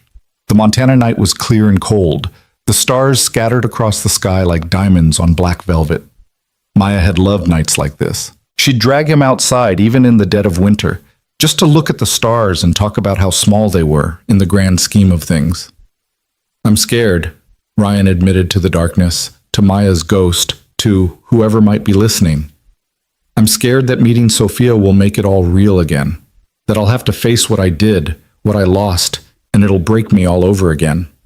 The wind whispered through the pines, carrying no answers, just the familiar sounds of the wilderness Ryan had called home for so long. "But I'm going anyway," he continued, "because Ella needs this, because maybe I need this too. Because you'd tell me to stop hiding and start living, and I'm finally ready to listen." A shooting star streaked across the sky, brief and brilliant. Ryan chose to take it as a sign, though he wasn't sure from whom or of what. Maybe it didn't matter. Maybe sometimes you just had to have faith that the universe was paying attention, even when it felt like you were shouting into the void. He went back inside, checked on Ella one last time. She was sprawled across her bed, lost in dreams, and managed to catch a few hours of sleep before dawn. The morning of their flight was chaos. Ella was so excited she could barely eat breakfast, and Ryan triple-checked their bags approximately 17 times to make sure they had everything. By the time they loaded into the truck for the drive to the airport, his nerves were frayed and his stomach was in knots. "Dad, you need to breathe," Ella said from the passenger seat. "You look like you're about to jump out of the truck." "I'm fine." "You're white-knuckling the steering wheel." Ryan glanced down and realized she was right. He forced his hands to relax. "I just want everything to go smoothly." "It will. And if it doesn't, we'll figure it out. We always do." They made it to the airport with time to spare. Ryan hadn't flown since before Ella was born, and he'd forgotten how overwhelming airports could be. The crowds, the noise, the barely controlled chaos of hundreds of people trying to get somewhere else. But Ella took to it with the enthusiasm of someone experiencing everything for the first time, asking questions and observing details that Ryan would have missed. Security was a nightmare. Ryan had to explain the knife he'd forgotten was in his carry-on, and Ella's backpack got flagged because her rock collection apparently looked suspicious on the X-ray. By the time they made it to their gate, Ryan was sweating and seriously reconsidering this entire plan. "This is amazing," Ella breathed, pressing her face against the window to watch planes taking off and landing. "Look how big they are up close." Her wonder was infectious. Ryan found himself relaxing slightly, letting Ella's excitement override his anxiety. When their flight was called and they boarded, Ella insisted on the window seat, and she spent the entire takeoff with her face glued to the glass, gasping at the way the ground fell away beneath them. "Dad, look! You can see the mountains! You can see everything!" Ryan looked past her at the familiar peaks of the Rockies, now reduced to wrinkles on the landscape. From up here, his cabin was invisible, just one tiny speck in an endless wilderness. The life he'd built for himself and Ella, the careful, controlled, isolated life, looked suddenly very small. Maybe that's what he needed. Perspective. Distance. A reminder that the world was bigger than his grief, bigger than his guilt, bigger than the walls he'd built to keep everyone out. The flight was smooth, and before Ryan was ready, they were descending into San Francisco. The city sprawled below them, a dense maze of buildings and bridges and water, so different from the open spaces of Montana that Ryan felt a moment of vertigo that had nothing to do with the altitude. They collected their bags, one small suitcase each, because Ryan traveled light out of habit, and made their way to the arrivals area. Caroline had said she'd send a car, and sure enough, there was a man in a black suit holding a sign that read, "Hail." "That's us," Ryan said, guiding Ella toward him. The driver was professional and efficient, loading their bags and ushering them into a sleek black sedan that probably cost more than Ryan's truck. As they pulled away from the airport and merged into traffic, Ella pressed her face to the window again, trying to take in everything at once. "There are so many people," she marveled, "and so many cars. How does anyone get anywhere?" "Very slowly," the driver said with a smile. "Welcome to San Francisco." The drive to the hotel took nearly an hour thanks to traffic. Ryan spent most of it staring out the window, watching the city roll past. Everything felt foreign: the architecture, the density, the sheer number of people crammed into every available space. He'd grown so used to silence and solitude that the constant noise of the city felt like an assault on his senses. But Ella loved it. She pointed out landmarks she recognized from her research, asked the driver questions about the best places to eat, and generally radiated excitement. Watching her, Ryan realized how much he'd sheltered her, how small her world had been. This trip wasn't just about meeting Sophia. It was about showing Ella that there was life beyond their mountain, possibilities beyond their isolated existence. The hotel Caroline had arranged was in Union Square, a tall, elegant building that made Ryan feel wildly out of place in his new blazer and slacks. The lobby was all marble and gold fixtures, with staff who moved with practiced efficiency. "Mr. Hale," the desk clerk said warmly. "Welcome. Ms. Pierce has arranged for you to have a suite on the 22nd floor. I hope you'll find everything to your satisfaction." A suite? Ryan had been expecting a basic room, maybe 2 beds. Instead, they were shown to a 2-bedroom suite with floor-to-ceiling windows that overlooked the city. Ella immediately ran to the windows, gasping at the view. "Dad, you can see everything. The buildings go on forever." But before he could spiral too far into that thought, his phone buzzed with a text from an unknown number. "Ryan, it's Caroline. I hope you and Ella arrived safely. If you're up for it, Sophia and I would love to meet you for lunch tomorrow. No pressure. I know you must be exhausted from travel. Let me know what works for you." Ryan stared at the message for a long moment before responding. "We're here. Lunch tomorrow sounds good. Where and when?" The reply came almost immediately. "There's a cafe near your hotel called Rosewood. It's quiet, casual. Does 1 p.m. work?" "That works. See you then."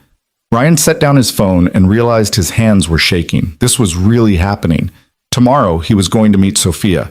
Tomorrow, he was going to face the past he'd been running from for 8 years. "Dad?" Ella had turned from the window and was watching him with concern. "You okay?" "Yeah, we're meeting them tomorrow. Lunch at 1. Ella's face lit up. "Really? Tomorrow? That's so soon." "Too soon," Ryan muttered. "No such thing." Ella came over and took his hand. "This is good, Dad. This is the right thing." "I hope you're right." They spent the rest of the day exploring the area around the hotel. Ella wanted to see everything: the cable cars, the shops, the street performers who dotted every corner. Ryan followed in a daze, his mind already on tomorrow, on the conversation he'd have to have, on the girl he'd have to face. That night, he barely slept. He kept imagining scenarios, conversations, reactions.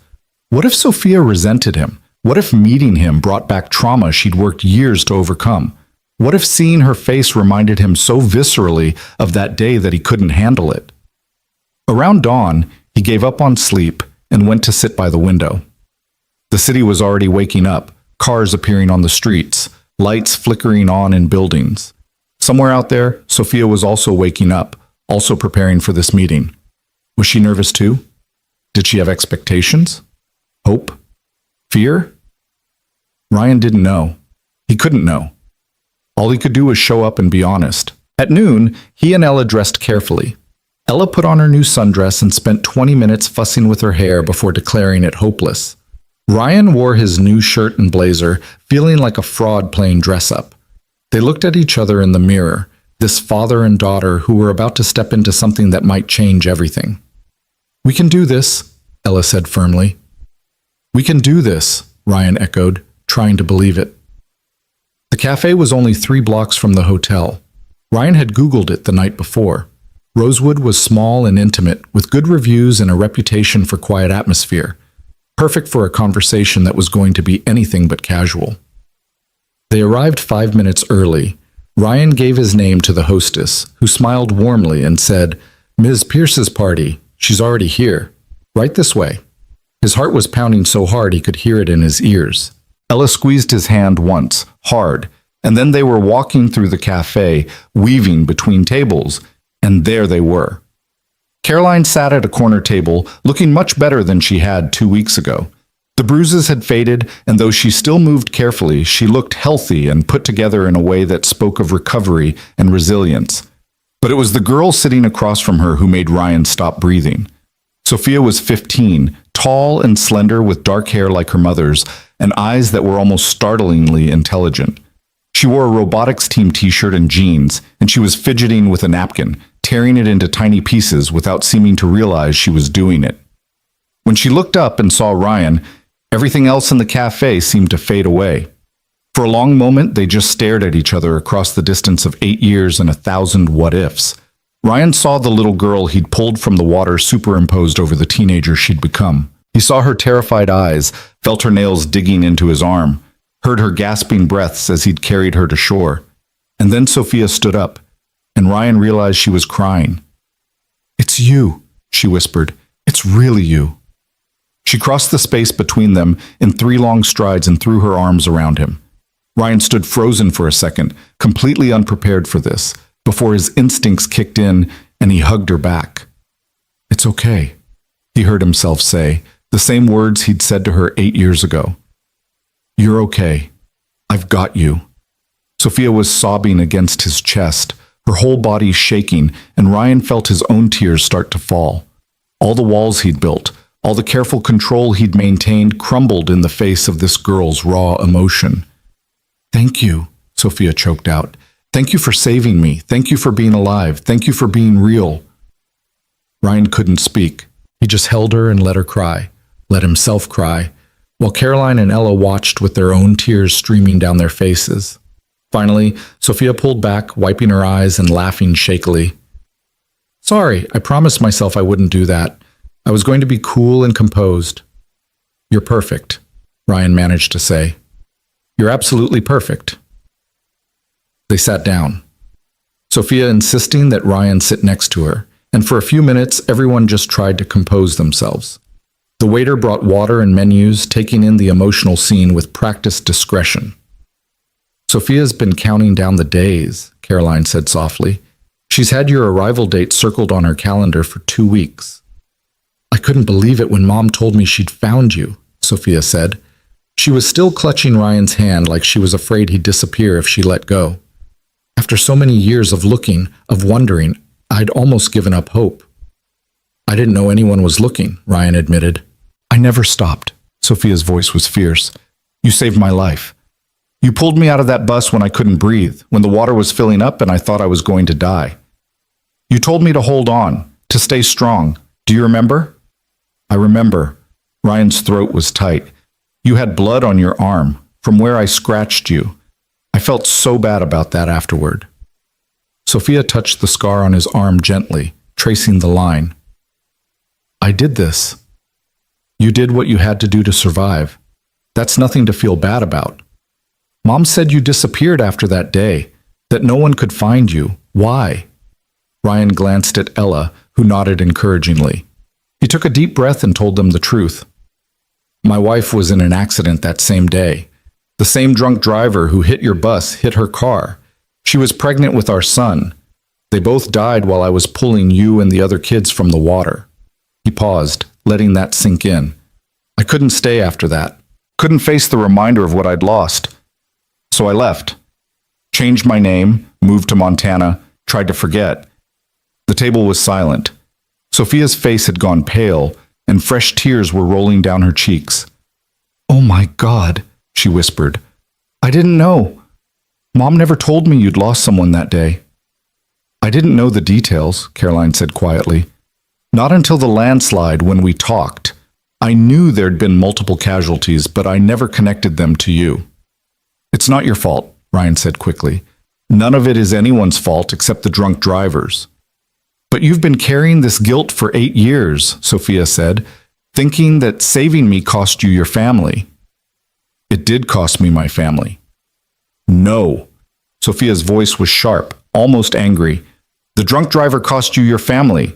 You didn't choose between us and them. You chose to help people who were drowning. That's not the same thing. Sophia's right, Caroline added. You couldn't have saved both. The bus and the car accident happened simultaneously on opposite sides of the bridge. You were one person in an impossible situation. Ryan knew they were right. Logically, intellectually, he'd always known it. But hearing it from Sophia, from the girl whose life represented the cost of his choice, somehow made it real in a way it had never been before. I've spent 8 years trying to figure out if saving you was worth losing them, Ryan admitted.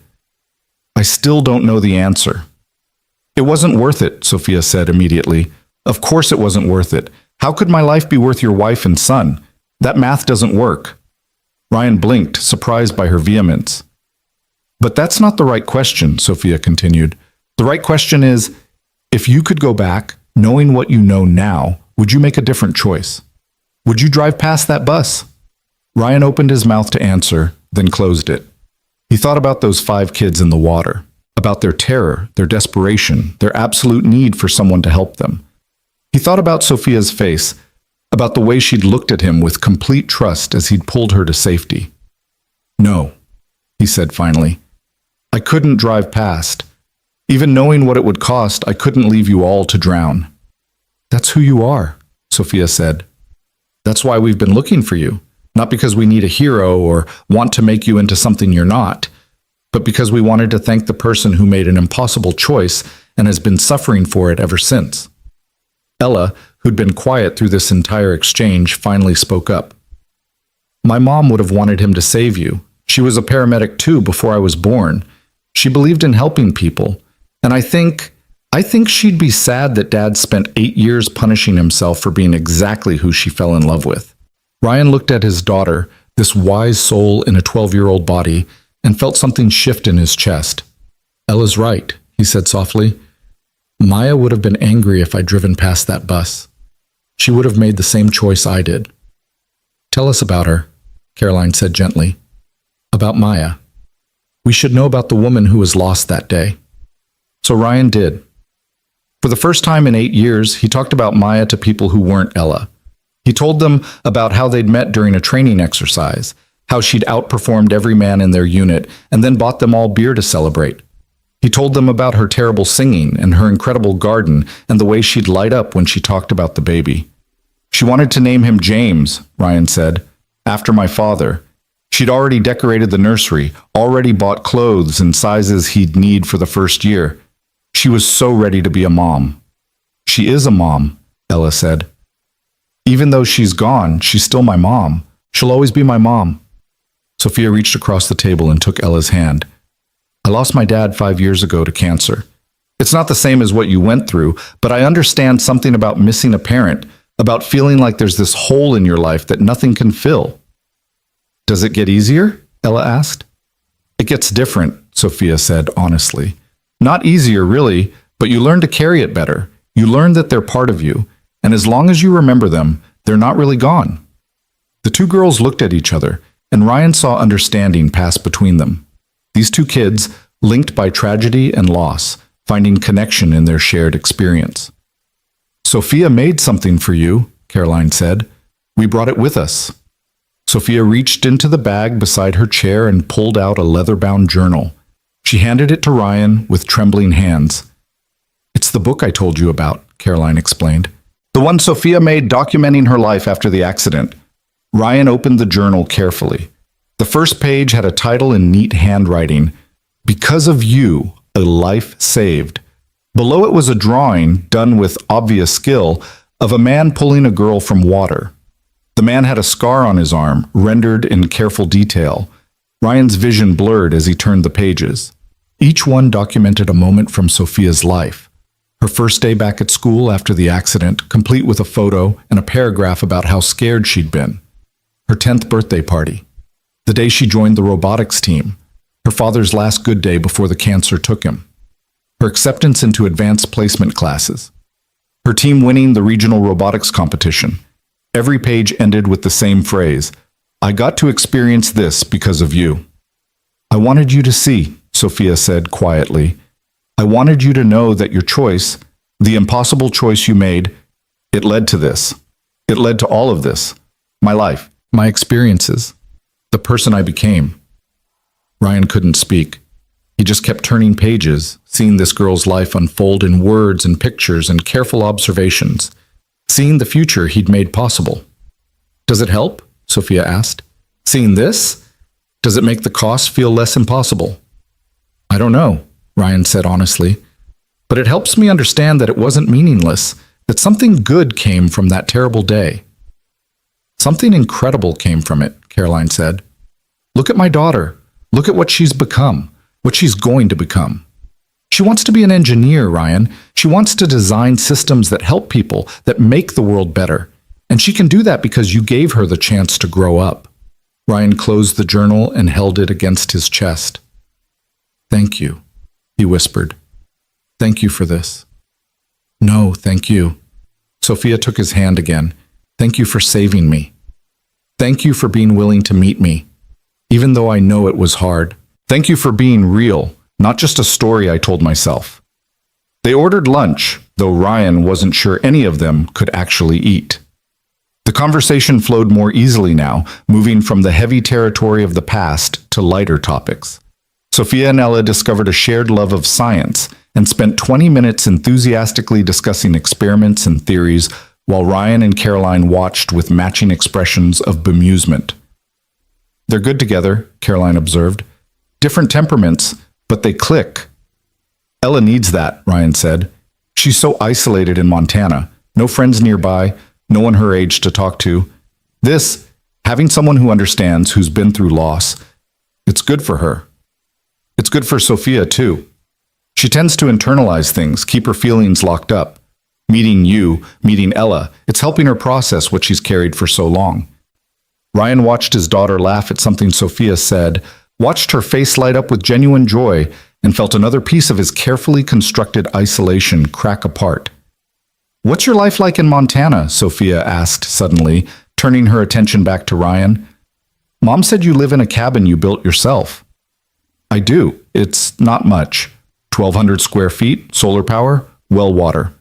But it's home. That sounds amazing, Sophia said wistfully. I've always wanted to see real wilderness. Montana must be incredible. It is, Ella chimed in. We have forests and mountains and lakes. In the summer, Dad takes tourists on hiking trips. Sometimes we see bears and elk, and once we saw a mountain lion. A mountain lion? Sophia's eyes went wide. Weren't you scared?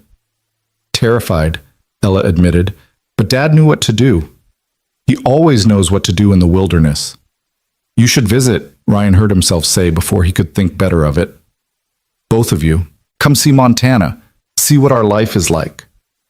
Caroline and Sophia exchanged glances. Really? Caroline asked. You'd be okay with that? I think so.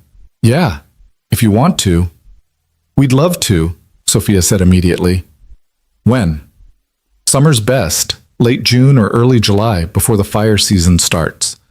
Ryan couldn't believe he was doing this, inviting people into his sanctuary, but it felt right. There's not much to do there. No internet, spotty cell service. But if you want to see wilderness, I can show you wilderness. I don't care about internet, Sophia said.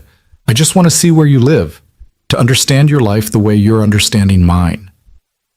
They talked through the afternoon, through lunch and into coffee, covering 8 years of separation in a few hours of conversation. Ryan learned about Sophia's robotics projects, her dreams of studying at MIT, her love of hiking even though she'd never done any real wilderness trekking. Caroline talked about her company. She'd started a tech firm focused on educational software after her husband died, and about how the business had been her salvation during the worst of her grief. Eventually, the cafe staff started giving them looks that suggested they'd overstayed their welcome. They paid the bill, Caroline insisted, and walked out into the San Francisco afternoon. We have tickets to the California Academy of Sciences tomorrow, Caroline said. If you and Ella would like to join us? Ryan looked at Ella, who was practically bouncing with excitement. We'd love to, he said. They made plans to meet at the museum the next morning, and then Caroline and Sophia headed to their car. But before they left, Sophia turned back and hugged Ryan one more time. I'm so glad I finally met you, she said. I'm so glad you're real. Me too, Ryan said, and realized he meant it. He and Ella walked back to the hotel in companionable silence. The city that had seemed so overwhelming yesterday now felt almost friendly, full of possibility instead of threat. That was good, wasn't it? Ella finally said. It was better than good. It was... Ryan trailed off, searching for the right word. It was healing. Do you still think saving her wasn't worth it? Ryan thought about Sophia's journal, about the pages of life documented because he'd made an impossible choice. He thought about her intelligence, her passion, her dreams of making the world better. He thought about the person she was and the person she would become. No, he said slowly. It's not about worth. It's about both things being true at once. Saving her was the right choice, and losing Maya and James was devastating. Those things don't cancel each other out. They just exist together. That's very philosophical, Dad. I have a very philosophical daughter. I'm learning from her. They spent the evening in the hotel, Ella poring over Sophia's journal while Ryan sat by the window and watched the city lights come on one by one. His phone buzzed with a text from Caroline. Thank you for today. Sophia hasn't stopped talking about you and Ella. I think this meeting meant as much to her as it did to you. Ryan typed back, Thank you for finding me, for not giving up. I would never give up. You saved my daughter. That's not something a mother forgets. Ryan set down his phone and closed his eyes. For the first time in 8 years, when he thought about that day, about the bus and the water and the choice he'd made, he didn't feel only guilt and grief. He felt something else too. Peace. Maybe not complete peace, not yet, but the beginning of it, the possibility of it. And that was more than he dared hope for. The California Academy of Sciences was unlike anything Ella had ever seen. The living roof alone, with its rolling hills covered in native plants, had her spinning in circles trying to take it all in at once. Ryan stood back and watched his daughter's wonder, feeling something in his chest loosen with each excited exclamation she made. Caroline and Sophia were waiting for them at the entrance, and the easy warmth of their greeting made it feel like they'd known each other for years instead of just one day. Sophia immediately linked arms with Ella and started explaining all the exhibits they had to see, while Caroline fell into step beside Ryan. You look more relaxed than yesterday, she observed. I slept, Ryan admitted. First real sleep in weeks, maybe years. Funny how facing the thing you've been running from can do that. Caroline smiled at him. How are you really feeling about all of this? Ryan watched Sophia and Ella disappear into the rainforest dome, their voices echoing back in excited chatter. Overwhelmed, grateful, confused. All of it at once. That sounds about right. Caroline adjusted the strap of her bag. Can I tell you something? Yesterday, after we dropped you off, Sophia cried for an hour. Happy tears, she kept saying, but also grief tears. Meeting you made you real, and making you real meant acknowledging what you lost that day, what your choice cost you. She shouldn't carry that burden. She's carried it for 8 years, Ryan. At least now she can share it with someone who understands. Caroline paused at the entrance to the rainforest exhibit. That's what I think you both needed. Not absolution or forgiveness, but someone who knows the weight of that day and can help carry it. They found the girls on the suspended walkway through the rainforest canopy, their heads bent together as they studied something on Sophia's phone. When they looked up and saw Ryan and Caroline, their faces were serious. We have an idea, Ella announced. That sounds dangerous, Ryan said, but he was smiling. We want to do a project together, Sophia explained, a long-term research study comparing ecosystem health in urban versus wilderness environments. I'd do the San Francisco data collection, Ella would handle Montana, and we'd collaborate remotely to analyze the results. It could be published, Ella added eagerly, real scientific research, and it would give us a reason to stay in touch, to video chat regularly. Ryan looked at Caroline, who seemed equally surprised by the proposal. That's actually a solid idea, Caroline said slowly. Ambitious, but solid. It would take at least a year to gather meaningful data, Sophia said, which means we'd have to visit each other's sites. I'd need to come to Montana to establish baseline measurements, and Ella would need to come to San Francisco. You two have really thought this through, Ryan observed. We talked about it last night, Ella admitted.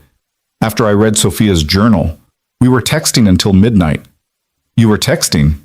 How were you texting? Ryan turned to his daughter. You don't have a phone. Ella had the grace to look sheepish. I may have used the hotel Wi-Fi and the tablet you got me for schoolwork. Sorry? Ryan shook his head, but he couldn't muster any real anger. The sight of Ella connecting with someone her own age, forming a genuine friendship, was worth a bent rule or two. They spent the rest of the morning exploring the museum.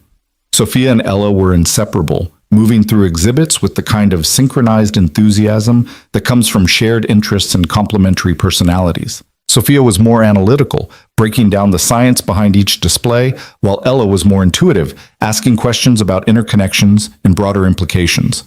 Watching them together, Ryan felt a pang of guilt.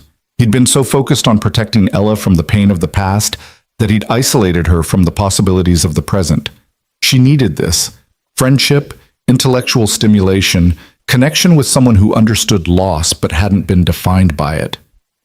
They're good for each other, Caroline said, echoing his thoughts. Ella's never had this. A real friend. Neither has Sophia, really. She has school friends, but no one she can talk to about the big things. The scary things. Caroline watched her daughter laugh at something Ella said. She's been seeing a therapist since the accident. The therapist told me that Sophia has survivor's guilt, that she feels like she doesn't deserve her life because other people died that day. 5 people died, Ryan said quietly. The bus driver and 4 other motorists who got caught in the accident. I looked it up once, after. I needed to know the full cost. Sophia knows those numbers too. She's carried them with her for 8 years, thinking she somehow caused those deaths by surviving. Caroline's voice was thick with emotion. Meeting you, seeing that you don't blame her, that you made the choice to save her consciously and would make it again, I think it's helping her let go of that guilt. I don't blame her. I never blamed any of you. But you blamed yourself. That's different. Is it? Caroline challenged gently. You carry guilt for surviving when your wife didn't, for choosing to save others when you couldn't save her. Sophia carries guilt for being saved when others died. That sounds pretty similar to me. Ryan didn't have an answer for that. They walked in silence for a while, following the girls through the aquarium exhibits, watching them point out fish and debate scientific names. At lunch, they gathered at the museum cafe, and Ryan found himself drawn into the conversation despite his usual reticence. Sophia was asking him about wilderness survival skills, about what it took to really thrive in isolated environments, and he found himself sharing stories from his years as a guide. The most important thing isn't knowledge, he told her. It's respect. Respect for the land, for the weather, for the animals. People who go into wilderness thinking they can conquer it usually end up in trouble. You have to work with nature, not against it. That's how I think about engineering, Sophia said thoughtfully. Good design works with human behavior and environmental constraints, not against them. It's the same principle. Exactly, Ryan agreed. It's about understanding systems and finding your place in them. You should teach, Caroline said suddenly. You have a gift for explaining things in a way that makes sense. I do teach. When I guide. I mean really teach. Wilderness survival courses maybe, or emergency response training. You have knowledge that people need, and you're clearly good at sharing it. Ryan shifted uncomfortably. I don't know about that. Why not? Ella challenged. You taught me everything I know about surviving in the wilderness. You could teach other people too. It's complicated. Everything's complicated with you, Dad. Ella's tone was affectionate but pointed. Sometimes you just have to do things even when they're complicated. After lunch, they visited the planetarium, sitting in the dark while a show about the cosmos played overhead. Ryan found himself sitting between Caroline and Ella, with Sophia on Caroline's other side, and something about the configuration felt right. Like a family, almost, though Ryan shied away from that thought as soon as it formed. But when Caroline's hand found his in the darkness, squeezing once before letting go, Ryan didn't pull away. He accepted the gesture for what it was: connection, comfort, the simple human need to not be alone. The show ended and they emerged into the afternoon light, blinking and slightly dazed. Sophia and Ella immediately launched into an excited discussion about exoplanets and the possibility of extraterrestrial life, while Ryan and Caroline hung back. Thank you for today, Caroline said, for being here, for giving Sophia this gift. I think she's giving me the gift, Ryan said honestly. Seeing her happy, seeing her thriving, it helps, more than I expected it to. Does it make the cost feel worth it? Ryan thought about that, really thought about it. No, he said finally, it doesn't make it worth it. Nothing could make losing Maya and James worth it, but it makes the choice feel less impossible. It helps me understand that good came from tragedy, even if the tragedy shouldn't have happened in the first place. Caroline nodded slowly. That's as much as anyone can ask for, meaning not justification. They spent the rest of the afternoon wandering the museum, and by the time they emerged into the San Francisco evening, Ryan felt lighter than he had in years. They walked to a nearby restaurant for dinner, and the conversation flowed easily over pasta and wine, sparkling cider for the girls, who were too caught up in their own discussion to pay much attention to the adults. I have a confession, Caroline said during a lull in the conversation. When I told you I'd been searching for 8 years, I didn't tell you the full story. Ryan set down his fork. What do you mean? I didn't just hire investigators. I became obsessed. Caroline's voice was quiet, almost ashamed. I spent hundreds of thousands of dollars. I tracked down every male paramedic who'd worked in Colorado in the 5 years before the accident. I attended conferences, joined support groups, did everything I could to find you. My husband, David, he worried I was losing myself in the search. But you never stopped. Never. Even after David got sick, even after he died, I kept looking because I needed to know you were okay. I needed to thank you. She paused, struggling for words. I needed to believe that heroes were real, I think. That people who make sacrifices for strangers exist outside of movies. I'm not a hero, Caroline. You are to me. You are to Sophia.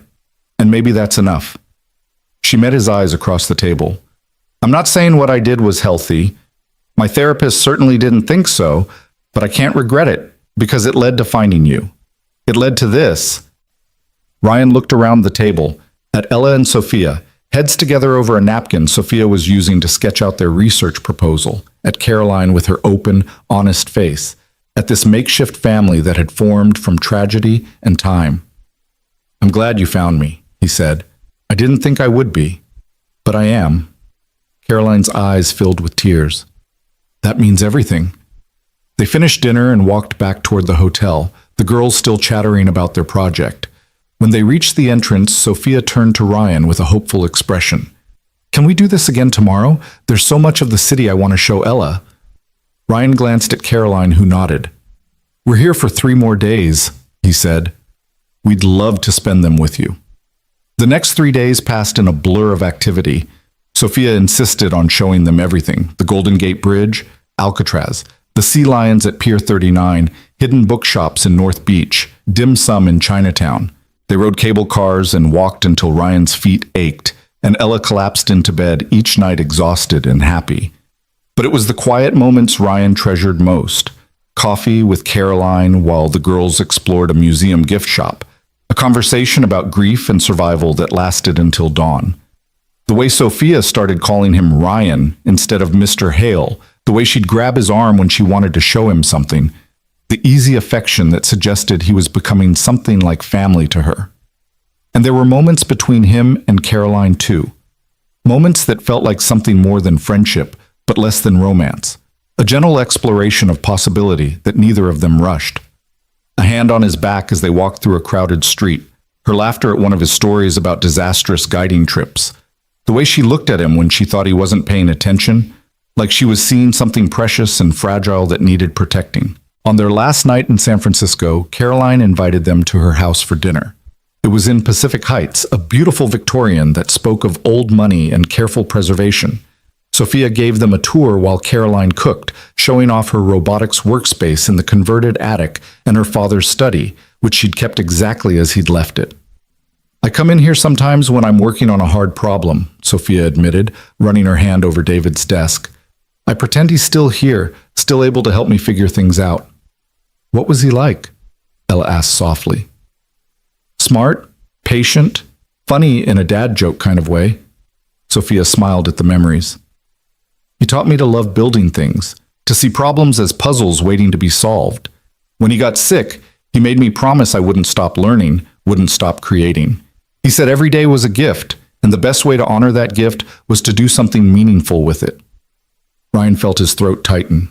"He sounds like a good man." "He was. I miss him every day." Sophia looked at Ryan, then at Ella. "But I think he'd like you guys. He always said the best families are the ones we choose, not the ones we're born into." Over dinner, Caroline had made lasagna, admitting with a laugh that it was the only thing she knew how to cook well. The conversation turned to the future. "We've been thinking about the Montana trip," Caroline said. "Sophia has break in July. Would that work for you?" "July's perfect," Ryan said. "Peak season for wildflowers, and the weather's usually good." "We could do some of the research while we're there," Sophia suggested. "Set up the measurement protocols, establish baseline data."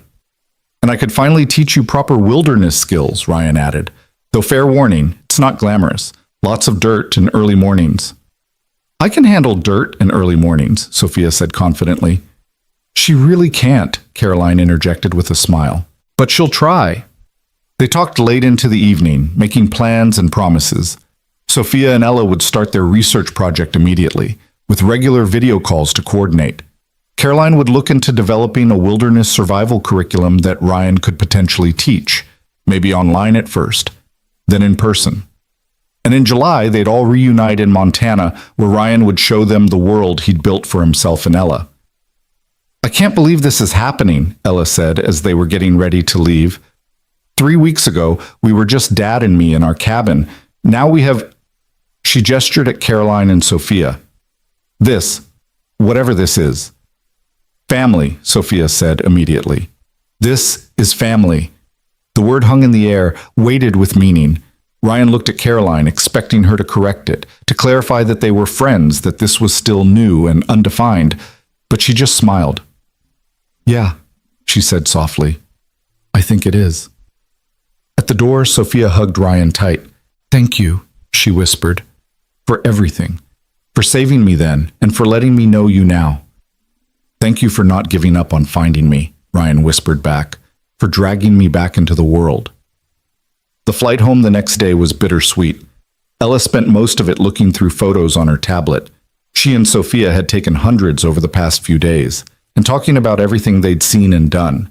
Ryan stared out the window, watching San Francisco disappear beneath the clouds, and felt the weight of the past few days settling over him. Something fundamental had shifted. He'd spent 8 years building walls, and in less than a week, Caroline and Sophia had walked through them like they were made of paper. He'd thought that facing his past would break him, but instead, it had begun to heal him. When they landed in Montana and climbed into Ryan's truck, the mountains greeting them like old friends, Ella sighed contentedly. "I love San Francisco," she said, "but I'm glad to be home." "Me too, kiddo." Dad, are we really going to have them visit in July?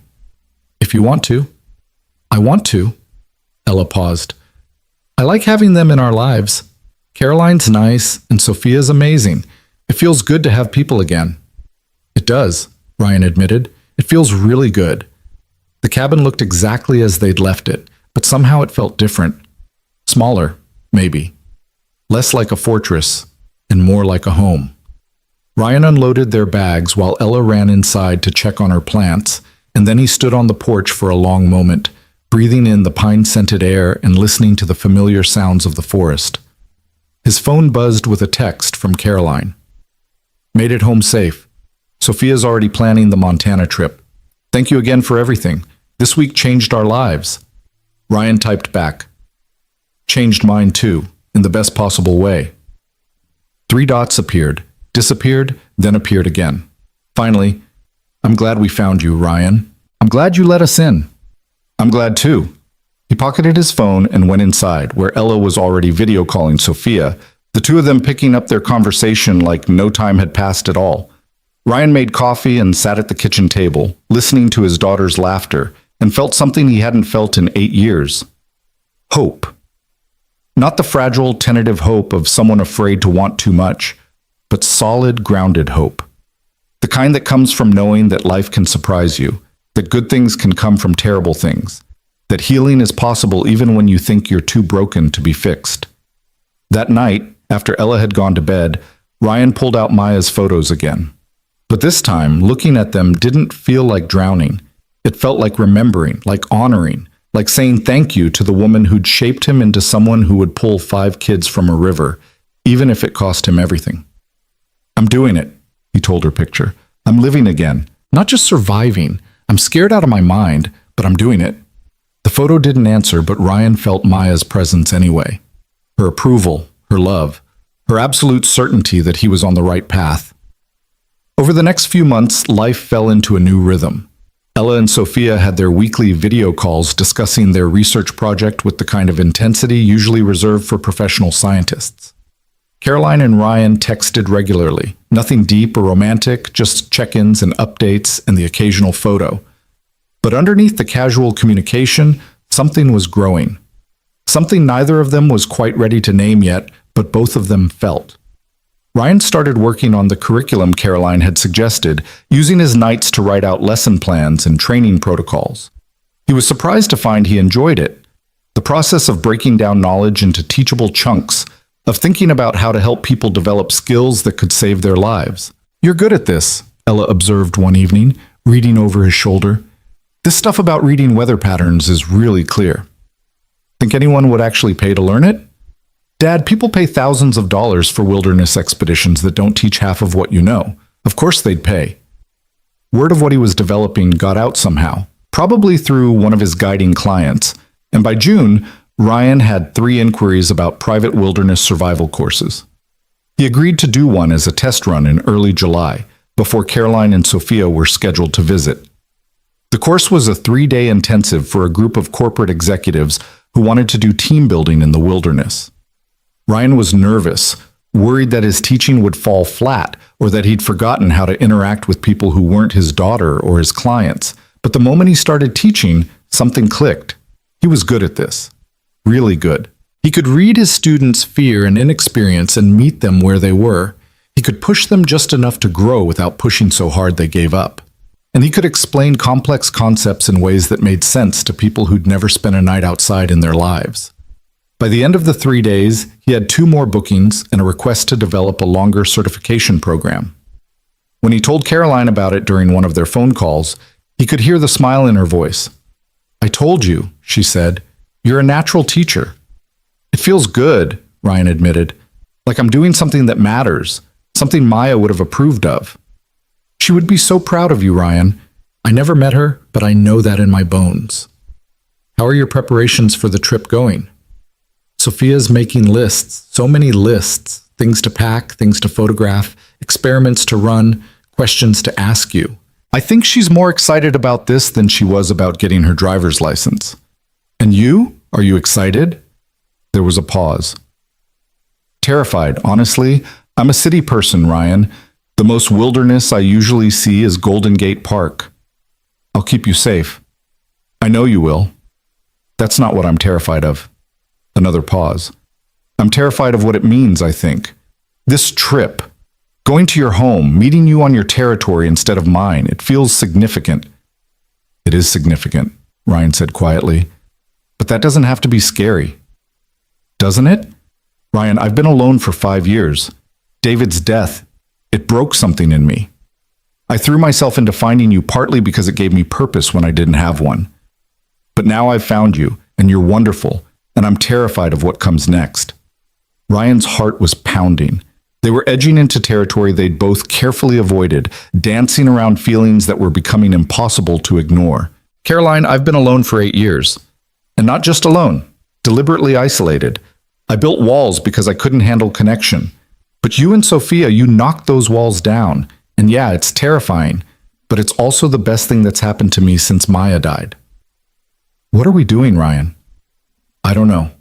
But I know I want you to come to Montana. I want to show you my world, and then we'll figure out what comes next, together. Together, Caroline repeated softly. I like the sound of that. July arrived with perfect weather, warm days, cool nights, and skies so clear they looked painted. Ryan prepared the cabin obsessively, cleaning and organizing and making sure the guest room was comfortable. Ella laughed at his nervousness. Dad, they're not going to care if the cabin's dusty. They're coming to see us, not to inspect our housekeeping. I know. I just want everything to be right. It will be right because we'll be together. That's all that matters. The day of their arrival, Ryan drove to the airport in Kalispell with his stomach in knots. He'd seen Caroline and Sophia just 4 months ago, but somehow this felt different, more weighted, like they were crossing some invisible threshold into territory that couldn't be uncrossed. He spotted them coming through arrivals, Caroline looking slightly overwhelmed by the small airport's casual atmosphere, Sophia practically bouncing with excitement. When Sophia saw him, she broke into a run and threw herself into his arms. We're here! We're actually here! Ryan caught her and spun her around, laughing. Welcome to Montana!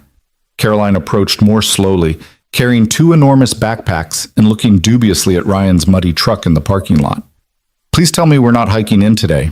I'm not prepared. We're not hiking in. We're driving. Well, driving-ish. The last mile is pretty rough.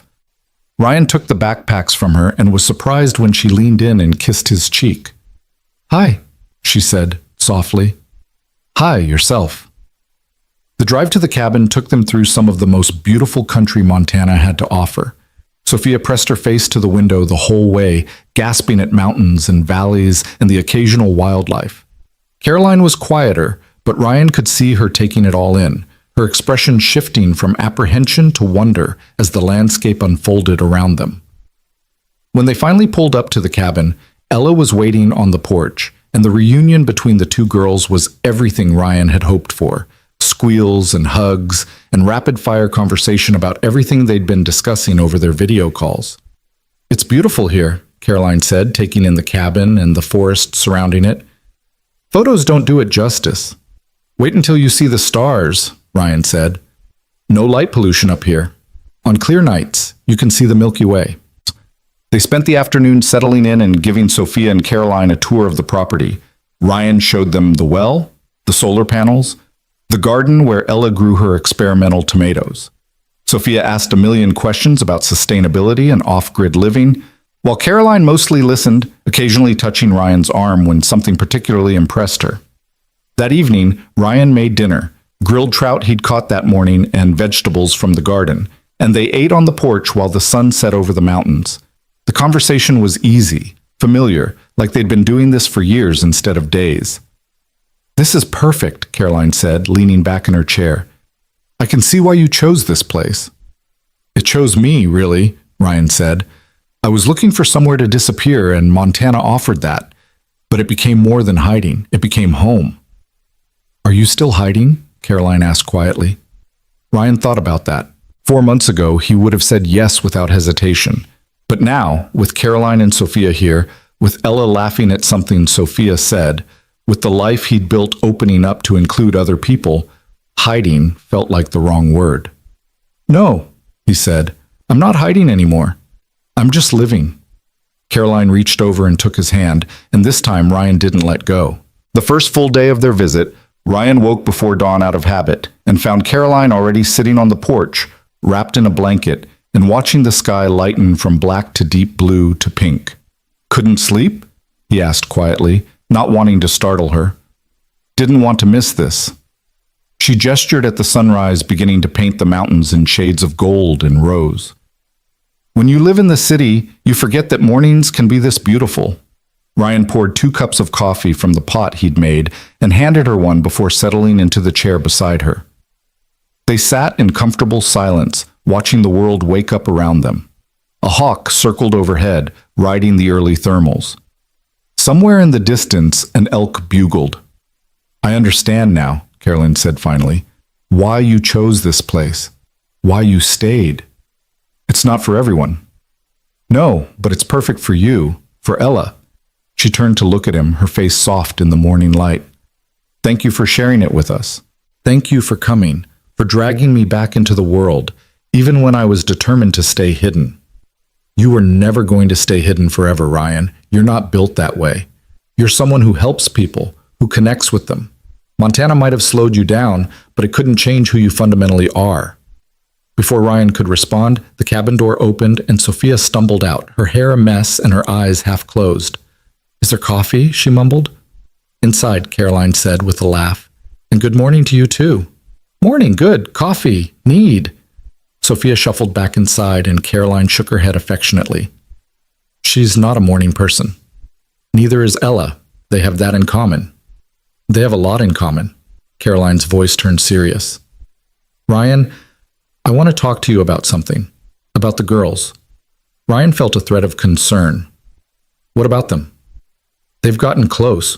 Really close. They video chat every day. They text constantly. They've built this whole world together through their research project." Caroline paused. "I'm worried about what happens when that ends. When Sophia goes to college, when lives get busy, when the distance becomes too much." "You think they'll drift apart?" "I think it's inevitable. And I think it's going to hurt both of them when it happens." Caroline looked at him directly. "Unless we do something about it." "What do you mean?" "I mean, maybe the distance doesn't have to be permanent. Maybe there's a way to make this work long term. For them and for—" She stopped herself, but Ryan understood what she'd almost said. "For us." The conversation was interrupted by both girls emerging from the cabin, more awake now and already talking about the day's plans. Ryan had promised to take them on a real wilderness hike, and Sophia had a long list of data she wanted to collect for their research project. They packed supplies and set out mid-morning, following a trail that wound up into the mountains. Ryan led the way, with Ella close behind pointing out plants and animal tracks. Caroline and Sophia brought up the rear, Caroline gamely trying to keep up despite being clearly out of her element. After an hour of steady climbing, they reached a clearing that offered views across the valley.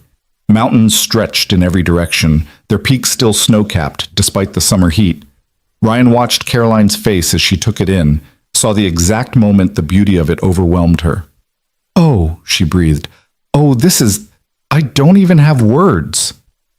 "Worth the climb?" Ryan asked. "Worth every step." She turned to him, her eyes bright. "How do you not spend every day up here?" "Because then it wouldn't be special. You have to ration perfection or you stop appreciating it." They sat in the clearing for lunch, eating sandwiches Ryan had packed while Sophia and Ella collected soil samples and measured pH levels. Ryan helped when asked, but mostly stayed back, letting the girls work together to refine their methodology. "They're good at this," Caroline observed. "Really good. Their research proposal is actually publishable quality." Sophia's robotics teacher looked it over and said, "They're doing college-level work." Ella's never had a chance to work with anyone on her level before. It's bringing out the best in her. Sophia, too. She's always been the smartest kid in the room, and I think sometimes that's isolating. Having Ella to collaborate with has helped her see that intelligence is more valuable when it's shared. Ryan watched his daughter measure something in a test tube while Sophia recorded the results, their heads bent together in concentration. "What you said this morning about making the distance work, what did you have in mind?" Caroline was quiet for a moment, choosing her words carefully. "Sophia's a sophomore now. 2 more years of high school, then college. She's applying to schools all over, but MIT is her dream. That's Boston, still far from Montana, but closer than San Francisco. And I've been thinking about my company, about whether I need to be physically in San Francisco to run it. Most of my executive team works remotely already. I could be anywhere with good internet. Ryan's heart started beating faster. Montana doesn't have good internet. No, but Kalispell does. Or Whitefish.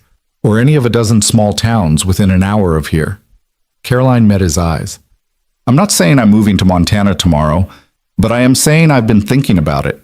About whether the life I built in San Francisco is the life I actually want, or just the life I settled for after David died. That's a big decision? I know, and I'm not asking you for anything, Ryan. I'm just telling you where my head is, where my heart is. She paused. I think I'm falling for you. Actually, I know I'm falling for you. And I think you might be falling for me too, even if you're too scared to say it yet. Ryan looked at her. This brilliant, determined woman who'd spent 8 years searching for him, who'd refused to give up even when the search seemed hopeless, who was now sitting in his world and saying she wanted to be part of it. I'm terrified, he admitted. I haven't let myself feel this way about anyone since Maya died. I didn't think I could. I didn't think I should. Why not? Because I failed her. Because I wasn't there when she needed me. Because I chose strangers over my own family, and I couldn't live with myself if I made that choice again. Ryan, you didn't choose strangers over your family. You chose to save drowning children because you're a decent human being who couldn't walk away from people in need. That's not a character flaw. That's who you are, and it's exactly why I'm falling for you. What if I can't protect you? What if something happens and I'm not there? Then something happens and you're not there. That's life, Ryan. We can't protect the people we love from everything. All we can do is love them as hard as we can for as long as we have them. Caroline reached out and touched his face. Maya knew that. She loved you knowing you might die in the line of duty, and she loved you anyway, because the alternative, not loving you, was unthinkable. Ryan felt tears sting his eyes. I miss her so much. I know, and you should. She was your wife, the mother of your children. That doesn't go away just because you're ready to love someone else. Caroline's voice was gentle but firm. But Ryan, you're allowed to move forward. You're allowed to be happy again. Maya would want that for you. How do you know? Because every person who truly loves someone wants them to live fully, even after they're gone. I wanted that for David. He made me promise before he died that I wouldn't shut down, wouldn't stop living. I broke that promise for a while. The search for you became a way to avoid dealing with my grief. But I'm ready now. I'm ready to really live again, and I think you might be ready too. From across the clearing, Ella called out, Dad, come look at this reading. It's way different from what we expected. Ryan stood, grateful for the interruption, and went to help the girls. But Caroline's words echoed in his mind for the rest of the afternoon. Was he ready? Could he really open his heart again after spending 8 years keeping it locked away? That evening, after dinner, the 4 of them sat around a campfire Ryan had built. The stars were coming out, brilliant and countless, and Sophia was using a star chart app on her phone to identify constellations. There's Cassiopeia, she said, pointing, and that bright one is Vega in Lyra. My mom used to tell me the stars were people who died, Ella said quietly, that they were watching over us from up there. That's a beautiful thought, Caroline said. I used to hate it, Ella admitted. I used to think that if Mom was really up there watching, she could see how sad Dad was, how sad I was, and I couldn't understand why she didn't come back if she could see us hurting. Ryan's throat tightened. But I don't hate it anymore, Ella continued. Now I think maybe she's been watching this whole time, watching us meet Caroline and Sophia, watching Dad start to smile again, and maybe she's happy about it. Maybe that's what she wanted all along. Sophia reached over and took Ella's hand. My dad told me before he died that love doesn't end. It just changes form. He said he'd always be with me, just in a different way. I think our parents are both still with us, just not in the way we wish they were. The girls sat together, holding hands and looking at the stars, while Ryan and Caroline watched them from across the fire. Caroline caught Ryan's eye and mouthed, "They're amazing." Ryan nodded, too emotional to speak. His daughter, this incredible, wise, compassionate person, was teaching him how to live again, how to love again, how to believe that the future could hold something besides grief and guilt. Later that night, after the girls had gone to bed, Ryan and Caroline stayed by the dying fire. The silence between them was comfortable, but charged with everything they'd said and everything they still needed to say. "I meant what I said earlier," Caroline said, "about falling for you." "I know." "And?" Ryan took a deep breath. "And I'm falling for you too. I have been since the landslide, probably. Maybe even before that, when I was pulling you out of the mud and you looked at my scar like you'd found something precious." He paused. "But I'm still scared, Caroline. I'm scared of losing someone again. I'm scared of not being enough. I'm scared that I'll mess this up because I don't know how to do this anymore." "You don't have to know how. We'll figure it out together. That's what this is, figuring it out together." Caroline moved closer, taking his hand. "I'm not asking for promises or commitments, Ryan. I'm just asking for possibility, for the chance to see where this goes. And if it doesn't work, if the distance is too much, or our lives don't fit together, or I can't be what you need, then we'll deal with it. But Ryan, what if it does work? What if we actually get a second chance at happiness?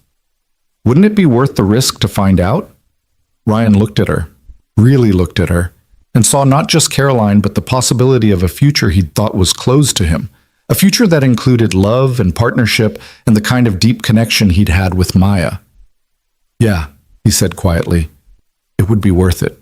Caroline smiled, and in the firelight, she was beautiful.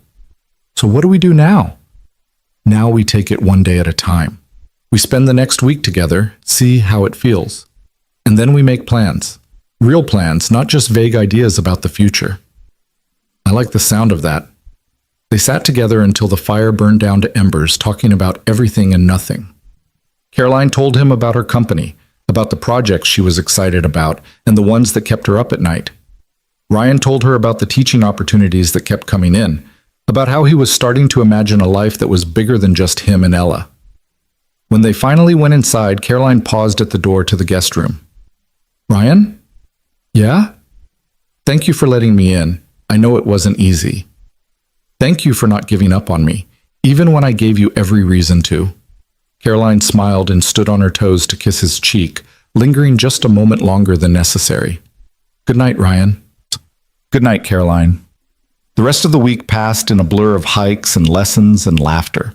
Ryan taught Sophia and Caroline basic wilderness skills: fire starting, shelter building, water purification.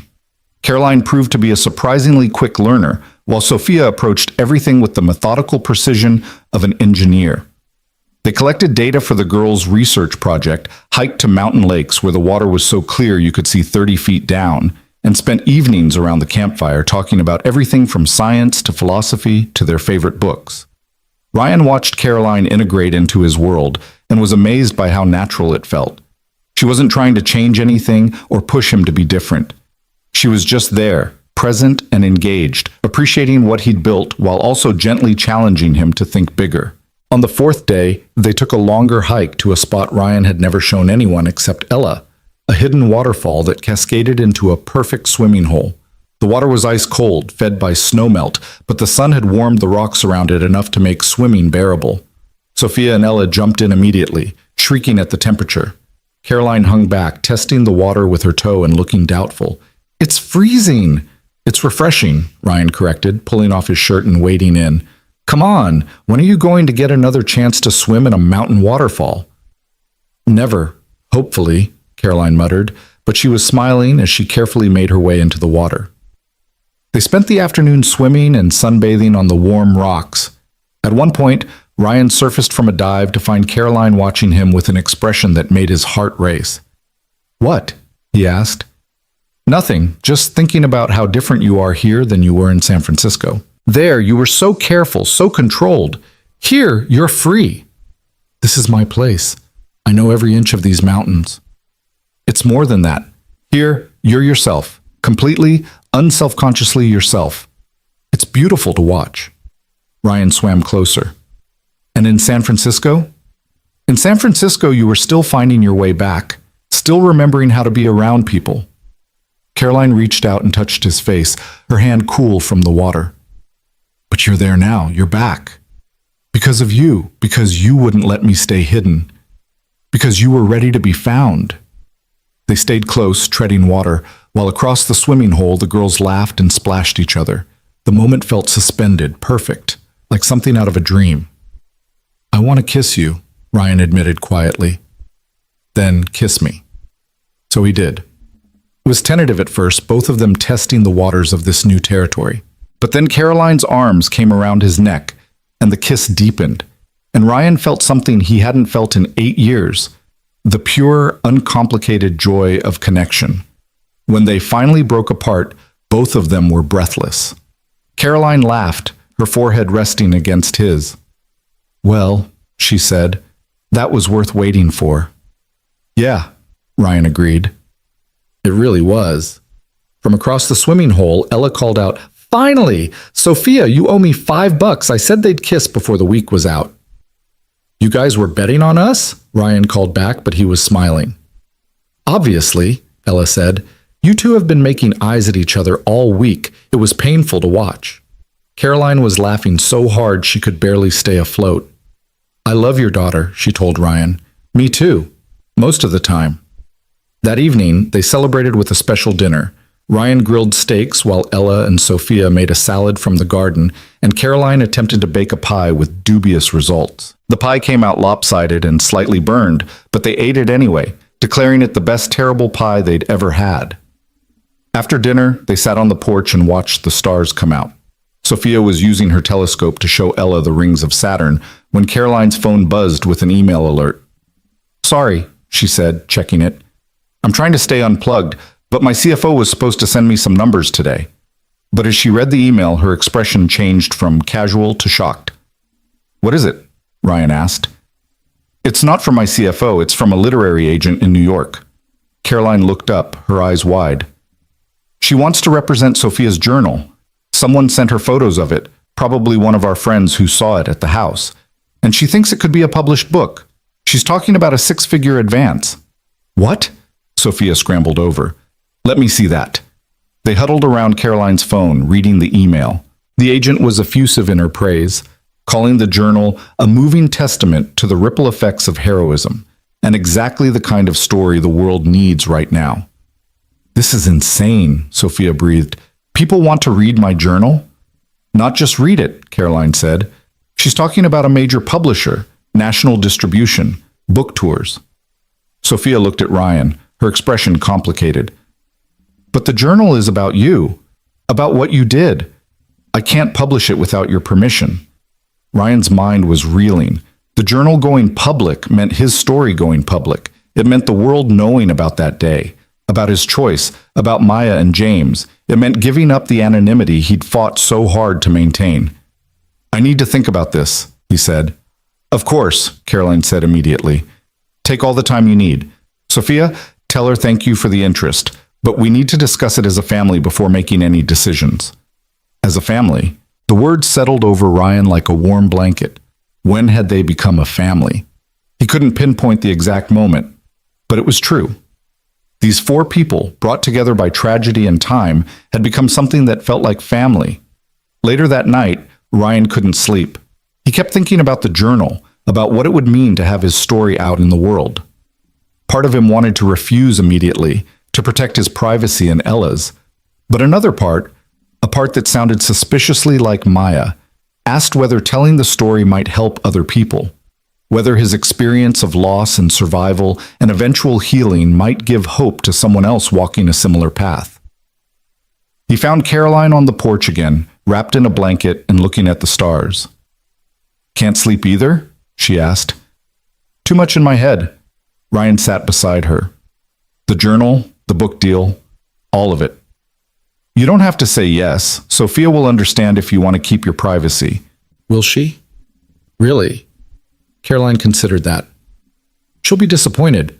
This could be huge for her. A published book at 15, her story reaching thousands of people. But she'll understand. She's always put your comfort first. That's the problem. I don't want to be the reason she doesn't take an amazing opportunity. Ryan rubbed his face. But I also don't know if I'm ready for the world to know everything, to have strangers reading about the worst day of my life. What would Maya want? The question stopped Ryan cold. What would Maya want? He thought about it, really thought about it, trying to channel the woman who'd spent her life helping people, who'd chosen emergency medicine because she wanted to make a difference. She'd want the story told, he said finally. She'd say that our pain has a purpose if it helps someone else, that hiding it away helps no one. But what do you want? Ryan looked at Caroline, then through the window at the girls asleep in their respective rooms and felt the answer crystallize in his mind. I want to say yes, not for me, but for Ella, so she can see that the grief we've carried doesn't have to be wasted, so she can understand that her mother's death, as senseless and tragic as it was, led to something meaningful. And maybe, he paused, maybe telling the story will help me finally let go of the guilt I've been carrying. If people read it and understand why I made the choice I made, maybe I can start to believe I made the right one. Caroline took his hand. Then we'll do it. Together. Sophia can have her book deal, but we'll make sure the story is told the right way. With respect for everyone involved, including Maya. You'd help with that. Of course. Ryan, we're in this together now. Your struggles are my struggles. Your victories are my victories. That's what family does. There it was again. Family. Ryan squeezed her hand and felt the weight of 8 years of isolation finally start to lift. The next morning, they told Sophia she could move forward with the book deal. Her joy was incandescent, but she insisted on one condition. The dedication has to be right, she said. It can't just be about me and Ryan. It has to honor Maya too, and James, and my dad, and everyone who's been touched by that day. We'll work on it together, Caroline promised. Make sure every word is perfect. The rest of their visit passed too quickly. They hiked more trails, collected more data, told more stories around more campfires. Ryan taught Caroline how to split wood and start a fire with flint and steel. Sophia and Ella finished establishing their research protocols and made plans for monthly check-ins to track their data. On the last night, they stayed up late talking about the future. Sophia would start working with the literary agent in the fall, while maintaining her schoolwork and robotics commitments. Caroline was seriously considering opening a satellite office in Montana, maybe in Whitefish, which had the infrastructure her company needed. And Ryan was planning to expand his teaching, maybe develop an online course that could reach people beyond Montana. What about us? Caroline asked quietly after the girls had gone to bed. What do we tell people about us? What do you want to tell them? That we're together. That we're building something. That long distance is hard, but we're going to make it work because what we have is worth fighting for. She looked at him. Is that what you want too? Yeah, Ryan said without hesitation. That's exactly what I want. The morning they left was harder than Ryan expected. He'd known it was coming, had mentally prepared himself, but watching Caroline and Sophia pack their bags and load into his truck still felt like a loss. At the airport, Sophia hugged him so tight his ribs ached. Thank you, she whispered, for everything, for saving me then, and for letting me into your life now. Thank you for not giving up on finding me, Ryan said, for bringing me back to the world. Ella and Sophia were both crying when they hugged goodbye, promising to video chat that night and every night after. Caroline held Ryan's face in her hands and kissed him softly. This isn't goodbye, she said. This is see you soon. How soon? I'll be back in 3 weeks. I need to handle some things in San Francisco, but then I'm coming back. And Ryan? Start looking at properties in Whitefish, because I meant what I said about the satellite office. Ryan drove home with Ella, both of them quiet in the aftermath of the visit. The cabin felt empty without Caroline and Sophia's presence, like something vital had been removed from it. Do you miss them already? Ella asked. Yeah, kiddo, I really do. That's good though, right? Missing people means you love them. When did you get so wise? I've always been this wise. You're just finally paying attention. Ella smiled at him. Dad, I'm really happy. For you, for us, for all of this. I know it's scary and complicated, but it's also good. So good. I'm happy too, Elle. For the first time in 8 years, I'm actually genuinely happy. That night, Ryan video called Caroline. She was back in San Francisco in her home office, looking tired but content. "How was the flight?" he asked. "Long." Sophia cried most of the way, missing Ella, and I might have cried a little too, missing you.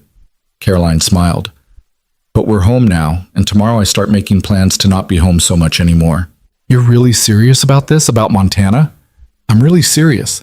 About Montana, about you, about us. I spent 8 years searching for you, Ryan. I'm not going to lose you now that I've found you." They talked for hours, the conversation flowing easily despite the distance. When they finally hung up, Ryan felt settled in a way he hadn't since before Maya died. Like he'd finally found his footing again, finally figured out how to move forward without forgetting the past. Over the next few months, their lives shifted and reorganized around their new reality. Caroline made increasingly frequent trips to Montana, first once a month, then twice, then every other week.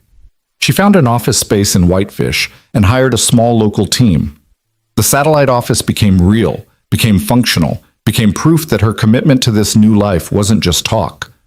Sophia's book deal went through. She worked with a literary agent and a ghostwriter to expand her journal into a full manuscript, and Ryan read every draft, offering notes and corrections and making sure Maya's memory was honored properly. The dedication they finally settled on brought tears to his eyes. For Ryan, who gave me life twice. For Maya and James, whose sacrifice made that gift possible. For my father, who taught me that love never dies. And for everyone who's ever had to make an impossible choice, may you find peace. Ella and Sophia maintained their friendship through daily video chats and their ongoing research project. They co-authored a paper on their findings that was accepted to a regional science conference, where they presented together. Sophia flying in from San Francisco, Ella finally getting to leave Montana for something besides visits to Caroline and Sophia. And Ryan continued teaching, his reputation growing as word spread about his wilderness survival courses. He developed the online curriculum Caroline had suggested, and it took off beyond his wildest expectations. People from all over the country enrolled, and he found himself doing video consultations and remote coaching sessions in addition to his in-person courses. 10 months after the landslide that had brought them together, Ryan stood on the porch of his cabin and looked out at a scene that would have been unimaginable a year ago. Caroline was in the kitchen, cooking dinner with Ella. Sophia was in the guest room, which was increasingly just called Sophia's room, working on her college applications. The cabin was full of noise and life and love. His phone buzzed with a text from Caroline. "Come inside. We need to talk."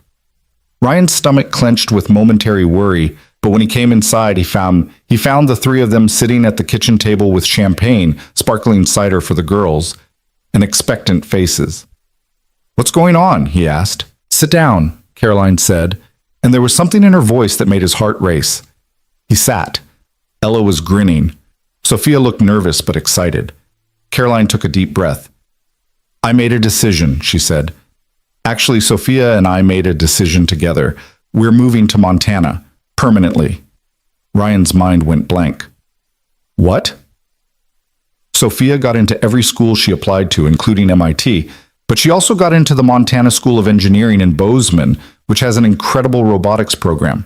And she decided that staying close to Ella, staying close to you, was more important than going to MIT. "Sophia, you can't give up MIT for us," Ryan protested. "I'm not giving it up. I'm choosing something different, something better." Sophia reached across the table and took his hand. "You saved my life, Ryan, and in the process, you gave me a family I didn't know I needed. Ella's more than my friend. She's the sister I never had. And you and Mom..." She glanced at Caroline. "You're happy together. Why would I want to be on the other side of the country when my family is here?" "And I already made the decision about the satellite office," Caroline added. "I'm buying a house in Whitefish, close enough to be part of your lives, but far enough to give you space. Unless..." She paused, suddenly looking vulnerable. "Unless you'd want us closer, like right here, with you." Ryan looked around the table at these three faces, his daughter, the girl whose life he'd saved, and the woman who'd saved him right back. This makeshift family that had formed from tragedy and time and stubborn persistence. "I want you here," he said, his voice rough with emotion. I want you right here, as close as possible. I want to wake up next to you, Caroline. I want to have dinner with all of you every night. I want this to be our home, not just my home. Caroline's eyes filled with tears. Are you sure? It's a big step. I've never been more sure of anything. Ryan stood up and pulled her into his arms. I love you. I'm in love with you, and I want to build a life with you. Here, in Montana, with our daughters. Our daughters.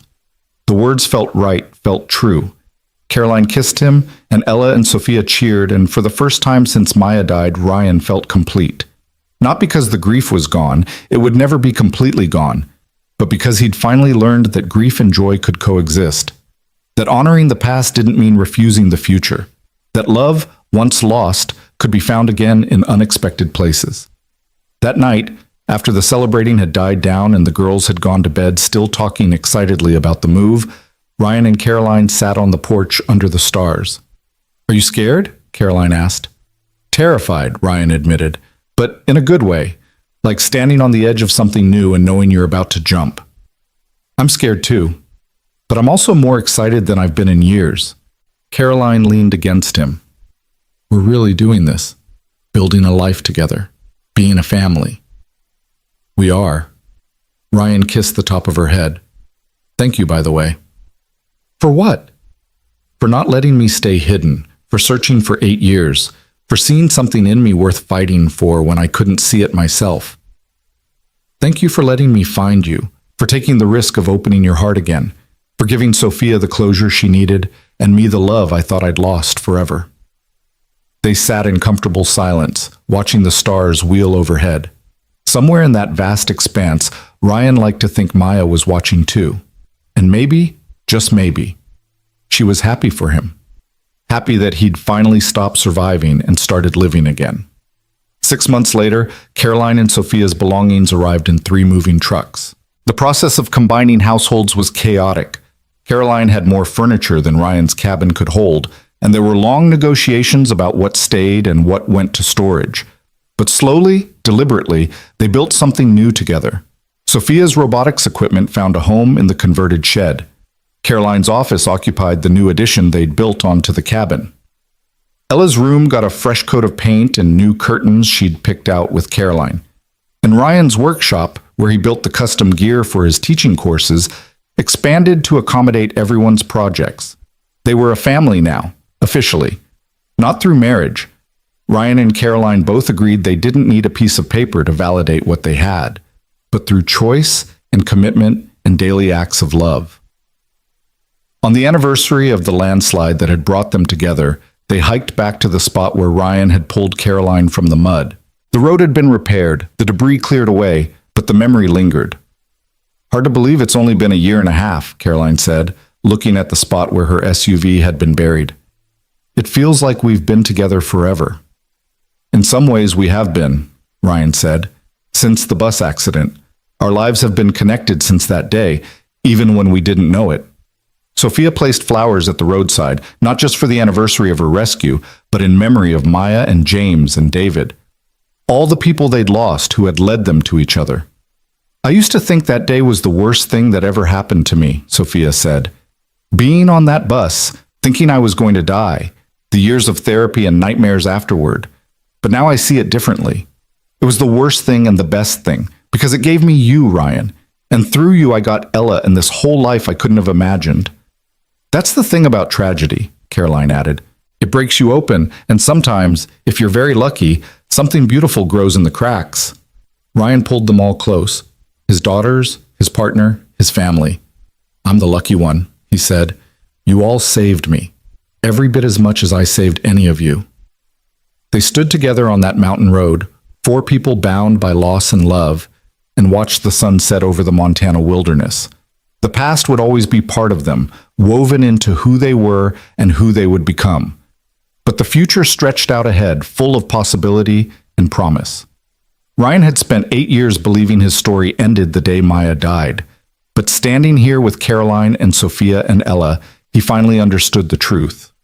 That wasn't an ending at all. It was just the beginning of a different chapter, one he was finally ready to write.